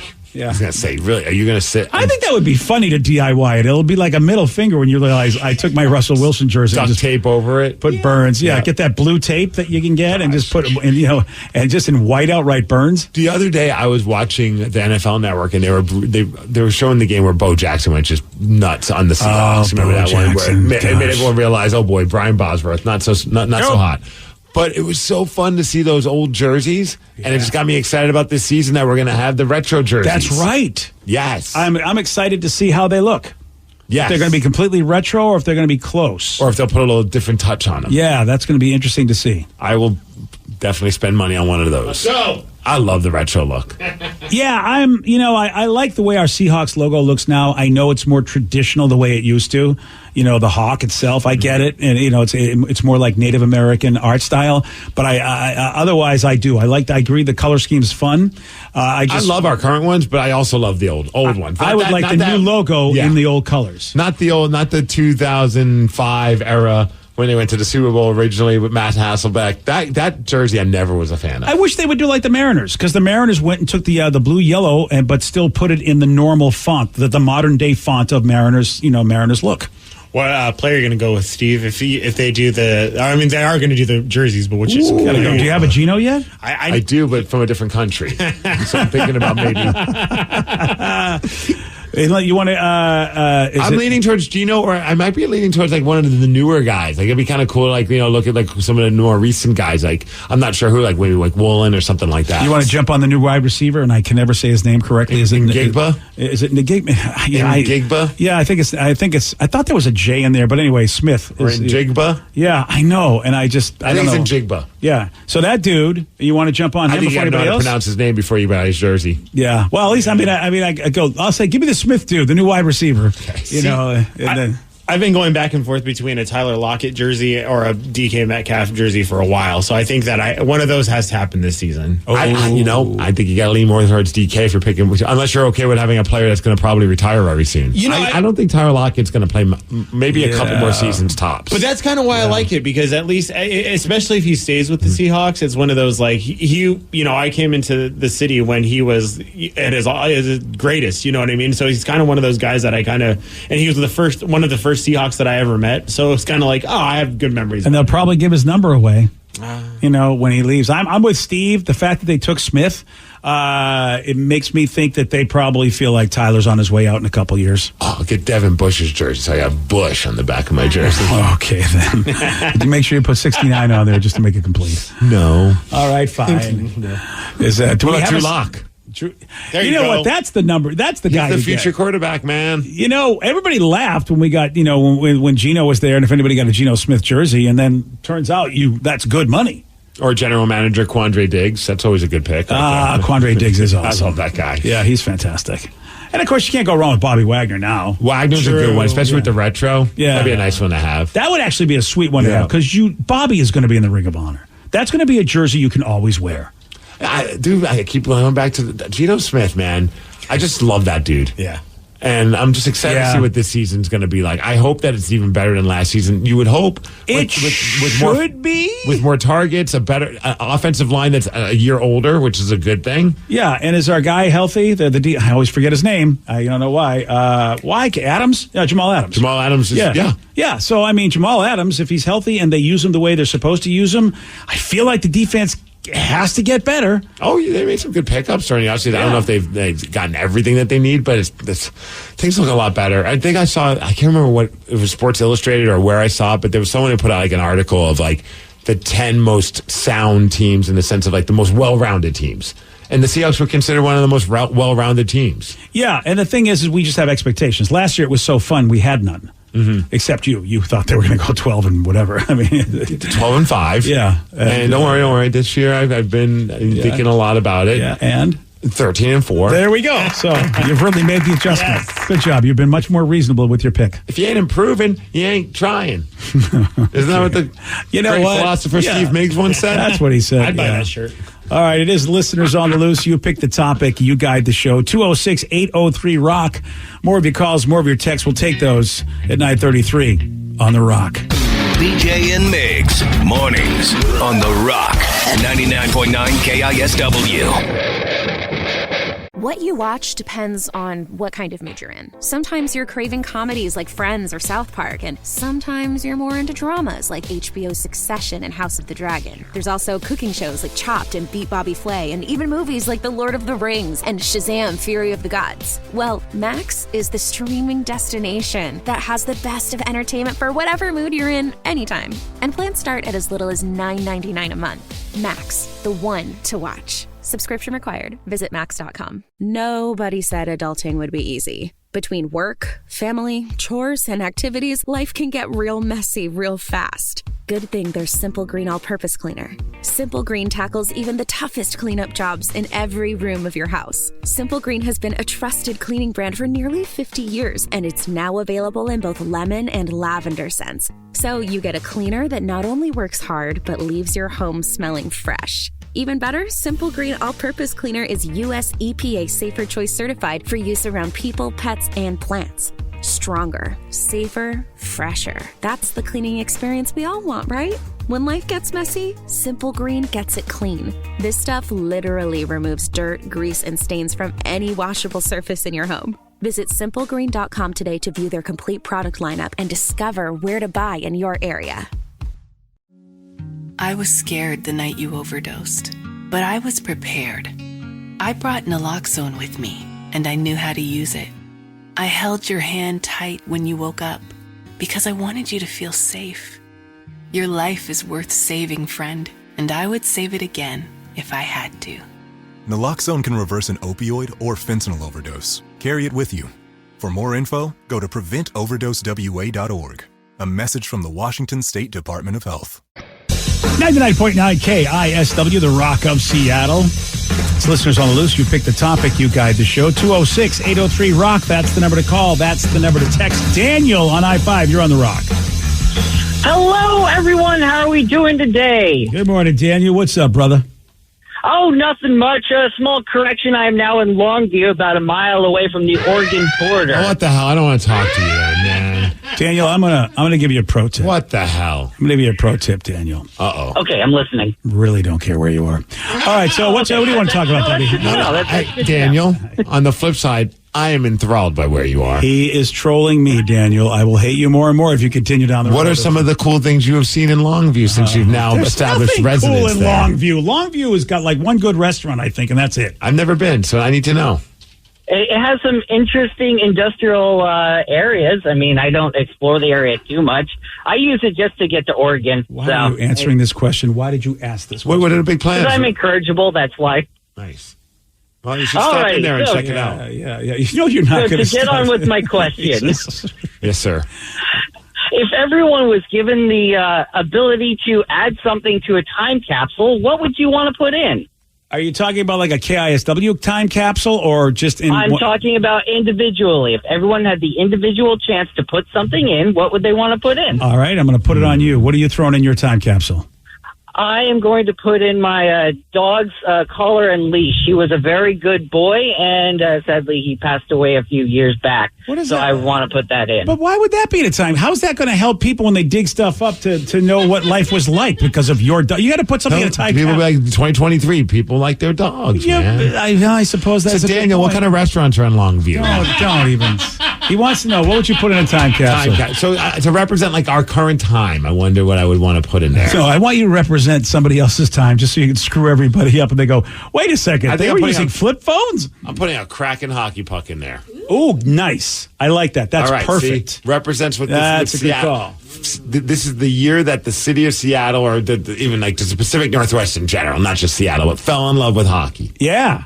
That's a really good one. Yeah. Boy, I'm having a hard time figuring out a better one than that. Top that, bitches. Yeah, that's tough. Does anybody have one while my brain is trying to think what I'd put in a time capsule Daniel's right now? dog collar. Daniel's dog. No, I'm not going to put Daniel's. No. I got a dog collar, but it's for a different thing. Just kidding. Maybe I'd put Vicky in the time capsule. She's tiny enough. Right. And then she could come out. It's probably cheaper to live there.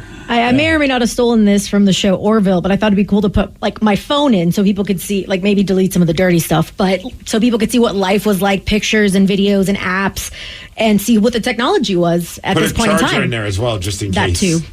Yeah, it took him a long time on Orville to try to be able to power that phone Right. up in that episode. Took him a hot minute. Yeah, that's another good one. Damn, I should have picked both of those, and I didn't pick any of them. All right, Danny. My every night is emo night hoodie because that's what I wear every day and that's my life right now. And I gotta, time capsule that. I guess if it's a time capsule about you personally, that is a good pick. That's how I took the question. But Well, I would do damn it, something then from. I'm going to go find that purple hat that I took from Jake Hager on AEW, and I'm putting that in the time capsule. Oh, okay. The time that a man almost crushed all of my vocal cords forever. That's it. You've got two, and I can't even think of one. This is bad. It's got to be something. What about like your walking pole? yeah. Oh, well, again, I guess that will tell you about me. Yeah. Your favorite board game. You know what? I will say that for Seattle, sure, like a board game token of a very popular game, sure. Because we are definitely, that's a big part of our culture. So, yeah, I'll take a board game token of like a Catan, something from Catan. A chunk of your brain. A chunk of my brain is not going to be disgusting. Okay. I'm just, mental health awareness. What better way to be aware of someone's mentals than to see their brain? Then to put their brain in there, I suppose. That's the thing that's important to you. Yeah, okay, sure. You can have a chunk of my brain. Okay. Yeah, perfect. Nice. What about Joe? Is it going to be a Jason Tatum jersey? No. I'm going to put a vacuum sealed recipe of my famous macaroni and cheese into the time capsule. Oh, so you're going to pass it along to the future generations? Yeah, it's going to be one of those like velvet red envelopes too, so not everyone knows it. They have to open it to figure it out. Yeah. Okay. Because I don't want the person who's putting it in there, just in case it's not me, to see the recipe. It's for one special individual in the near future. That's right. It's because Joel, he'll be long gone when they open this time capsule. Long gone. That's actually a good question, and I feel like I should know more about this area to know what will we put in to represent today. Today. Yeah. So instead of mask from COVID. Oh, yeah, you're right. I mean, yeah, that really is defining our generation. You'll find one just on the ground somewhere. But that is a big... What about a crack pipe? Crack pipe. Well... Hey, we're 2 for 2 for bringing Tatum into the city of Seattle and seeing someone smoking crack. Yeah, it is... It's disappointing. The city is definitely disappointing. I'm just going to tell you. I've been here 20 years. It's disappointing what it's become. I don't know how to fix it, but that's what it is. And I feel like, you know what, this current level of management of the city of Seattle, you're not looking good. You're not going in the time capsule, that's for sure. Oh. Yeah, I'm not going to put any of you in the time capsule. Sorry. 206-803-ROCK. It's listeners on the loose. You pick the topic. You guide the show. Somebody also said, hey, Longview, they have a Burgerville. That's I heard somebody said there's a really great restaurant in Longview. Maybe it's the Burgerville. But there's that's about it. Because he's right. We should go get a hotel and let's all go to Longview and just tear it up. Yeah, dude, it's not a very impressive. He's not bad. He's not wrong. It's kind of an unimpressive place. We can make it impressive. Yeah, we can. Oh, really? Mm-hmm. Yeah. We'll bring fireworks. But you can't we go to Astoria, Vicky? How far is Astoria from Longview? It's not far. It's like, maybe another hour, I think. Yeah, I feel like there's better places to go if you keep traveling. Well, with that kind of attitude, how is Longview ever going to succeed? That's my point. I think they tried and realized why. Everybody seems to want to get the hell out of Longview. Dude, they've got a great restaurant called Porky's Public House and Eatery. Maybe that's the place I'm thinking about. Who doesn't want to go to Porky's? You could literally say anything right now, BJ would be like, that's the place I'm Somebody said there really is a I heard cool... there's an Applebee's. I think that's the nice restaurant everyone was talking Somebody about. told me that Longview does have a really cool restaurant that's like definitely like the local, like that's the cool thing about Longview. I don't know if it's Porky's or not. Porky's looks good, man. Their burgers look phenomenal. Is Burgerville a chain? I think so. So then maybe it's Porky's because they said it's just a local joint known only to Longview. And I'm always about going to try some food. I don't know if I want to stay overnight, Steve. I'll go down there and maybe just have the food and then go somewhere else. So you want to like the Porky's and just get drunk there and just see what kind of fun we have from there? Yeah. All right, fine. I mean, I did go to the Poodle Dog and enjoyed my time in the pup room down in Fife, so why not? The pup room is where it's at. It really was where it was at. Okay. All good decisions happen when you're in the pup room. The pride of Fife. All right, fine. If I can enjoy Fife, I can enjoy Longview. John has a good recommendation for a time capsule. Put a stuffed Bowie doll in there. Yeah. Oh, well, you've got the puck. I suppose Bowie or the puck, you got to do one or the other. You can't put both. Sure you can. No, time capsule needs, you have to have different things. You can't have two of the same thing. How about a box of Julio's? Oh, you mean the cereal? Yeah. When he starts hitting. He did yesterday and the day before. Yeah, he's better stuff. It's the A's. He needs to start hitting against decent teams. Well, you got to start somewhere. Better start same somewhere. attitude. Like we can't help Longview succeed if we have this bad attitude. We can't help the Mariners succeed if you have this bad attitude. Look, Longview's been Longview for a long time, and the Mariners, unfortunately, have been the Mariners for a long time. They got to show us something. Okay, last year we thought they did. I don't know if Longview's ever shown us anything, to be honest. I'm looking at the menu of Porky's, and that looks pretty amazing. All right, Porky's. I have one that I don't even want to try and say out loud because I feel like I'm going to get dumped. Oh, try it. Well, it's Clucker, and then they also have the word that rhymes with it, but they put an L in between the F and the U. It's the Flucker Clucker. Yeah, that's about as good and as you it gets. better not try that. No, I'm definitely not. Don't try With the way that, I sir. slur my words in general, there's no chance. I don't even want to say it. I am I excited. don't even want to think about it. I am excited because every once in a while I do take that trip down south, and I do go through Longview, and Porky's is the place. I got to say that I dropped the ball with one of them. They have a pulled pork sandwich. Why wouldn't you call it a pulled Porky's sandwich? Yeah, see, they need you there as their brand manager. Maybe you should move to Longview and take the place over. Well, it looks like they're trying to be like all like high end looking with like the nice cursive Porky's. That's what makes it look good to you is that they have cursive. It's not like super calligraphy over there. They just basically... Look at the logo. Show the logo of Porky's. It looks all fancy enough. That one plate looks fancy. Look at that Porky's Public House. Yeah, you're right. It's kind of a dichotomy of like it's called Porky's, but they make it look a little fancier. See, I would have like a big ass looking pig, cartoon looking pig, eating a pulled pork sandwich with all like with barbecue sauce drizzling down on its big fat stomach. They've already got that down in the Astoria, Oregon area with the pig and pancake. Oh, I've been to Porky's before. You have? Yeah. It took you 10 minutes of us talking about it not to realize Well, this? I didn't look up until I looked up the menu. Now I see it. How do you not remember a name Porky's? Danny's drunk a lot. That's also true, and I've been to So a how lot of was places. it? It was fantastic. Yeah. I don't know if I Pride of believe you. Longview. I was listening to Green Day's Longview as we pulled up, and it was fantastic. I do think of that Green Day song every time. Yeah. They have pretzels there at Porky's. Well, what are you waiting for? Why are we still here? We have a whole Memorial Day weekend. Let's go to Porky's. And I actually, if we could do the show on the road, Just hit all the super small towns. Yeah, Like just set up and make it happen. I'd love to do that. We're broadcasting live from Chimacum. That'd be great, man. Chimacum on over. Yeah. And listen to us. Okay, well, you know what? We'll have to come up with a great slogan for every place we go to. Jimma, come over. All right. Squim you later. I don't know. We'll have to come up with them. We have to work on it. Sink or swim. Come join us. There we go. That's the one. Yeah. Bring your banana. We're in the banana belt. Hey, come see us live. It won't Tequila. There we go. See? we could come up with it. I feel like we got to go deeper than Tequila. Yeah, we do. Oh, we have to start somewhere. Okay. Right? I mean, we got to go. We'll go to Tequila. Go to Tacoma.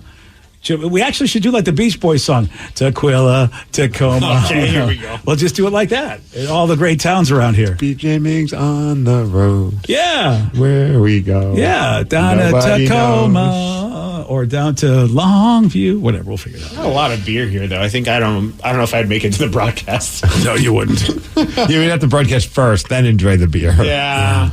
I miss those days. I mean, we used to broadcast not just here, but in my other jobs. You'd broadcast from a lot of restaurants. It was fun. Port Townsend would be a good time. Yeah. We're here, but we're not all there. Oh, yeah, Poulsbo. From Port Townsend. Like, we could have been down there for the Viking Fest last week. That would have been good. We could have dressed like Vikings and did a show like that. Oh, that could have happened. I mean, I was there last weekend for the Viking Fest, so that was fun. Did you dress up? No, I went incognito. Oh. Because I'm a poser. I don't have any Viking heritage in me, as far as I know. I'm sure 90% of the people dressed as Vikings at Viking Fest didn't either. Dude, Poulsbo is all Viking. Everybody's like, he's got the... Is that their slogan? That's their blood over there. Pretty much everybody that lives there is Viking. Well, how come we're called the Vikings? Oh, because you're trying to steal. High school. It's because you're stealing Poulsbo's thunder. Like Stevens High School's the Vikings, too. Again, stealing their thunder. Poulsbo's not happy with either one of you towns. Just saying. They need to all go to battle. As an unofficial representative of Poulsbo, you guys are really taking a lot of BS from them, and they're not realize happy. That. Good to know. There's a movement afoot. You don't know, but the Vikings are coming to get you. They want their name back. All right. Anyway, we have a big question. I blame Daniel for all of this. Yeah, thanks, Daniel. Here is a question, though. This is a big one. What do Ryan Castle and TikTok have in common? You're going to find out at 9:51 on The Rock. BJ and Migs, mornings on The Rock, 99.9 KISW. And now, the Ryan Castle question of the day.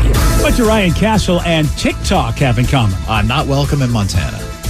That's right. First text, banned in Montana. Yeah, I also have one tick that I know of. Oh. But I've grown rather fond of him, so I've allowed him to stay. You both spy for the for the Chinese. That's what I would say. You're supposed to spy for China. That's what I'm going to say, but you have in common. So it's a Joey and Danny dance on both. Yep. Yeah. Yeah, they do. Yeah, we need to talk about that. Yeah. There's a company called Ubiquitous that does brand marketing on social media. They're offering to pay 3 people $100 an hour to watch TikTok. Wow. I mean, if Vicky would be like, yes. Yeah, think of all the people that are already doing it for free. Right. But it's going to be a 10-hour binge. All you're going to get is $1,000. So you got to watch it for 10 hours, get $1,000. And then it's done. Yeah. Oh, that's stupid. They want to discover emerging trends on TikTok, and that's what they need you to do. They don't have an algorithm for that? You think they would. You would think. And I'm wondering also, do you get to watch what you want, or do you have to watch crap? I don't know. Oh, yeah, I'll watch bikini baristas on TikTok for like at least 6 hours. 90% I don't even have to pay you crap? to do that. Yeah, I see what you said there, buddy. I don't know. You sound like me. Guys, like, get off our TikTok lawn, you bastards. Hey, the deadline to apply for this is May 31st. Go to ubiquitousinfluence.com. Thanks, I'm writing that down. Or spend your time listening to a 12-pack. Ryan's got that next. BJ and Migs, mornings on The Rock, 99.9 KISW. Today's podcast was brought to you by Travis Gagne, bankruptcy attorney. He's here right now and has agreed to answer more of your questions about bankruptcy. If I call Travis, will I actually see him or someone who works for him? Absolutely. When you come in to see my office, when you first call in, my staff will try to help you with any basic questions that you have. I can give you a call back, but they'll usually try to schedule you for a free consultation with me, the attorney, and I'll meet with you personally. We'll talk about the basics of your case, and I'll take you through a question and answer session an interview that usually lasts about 30 minutes. We'll get the basics of your financial situation.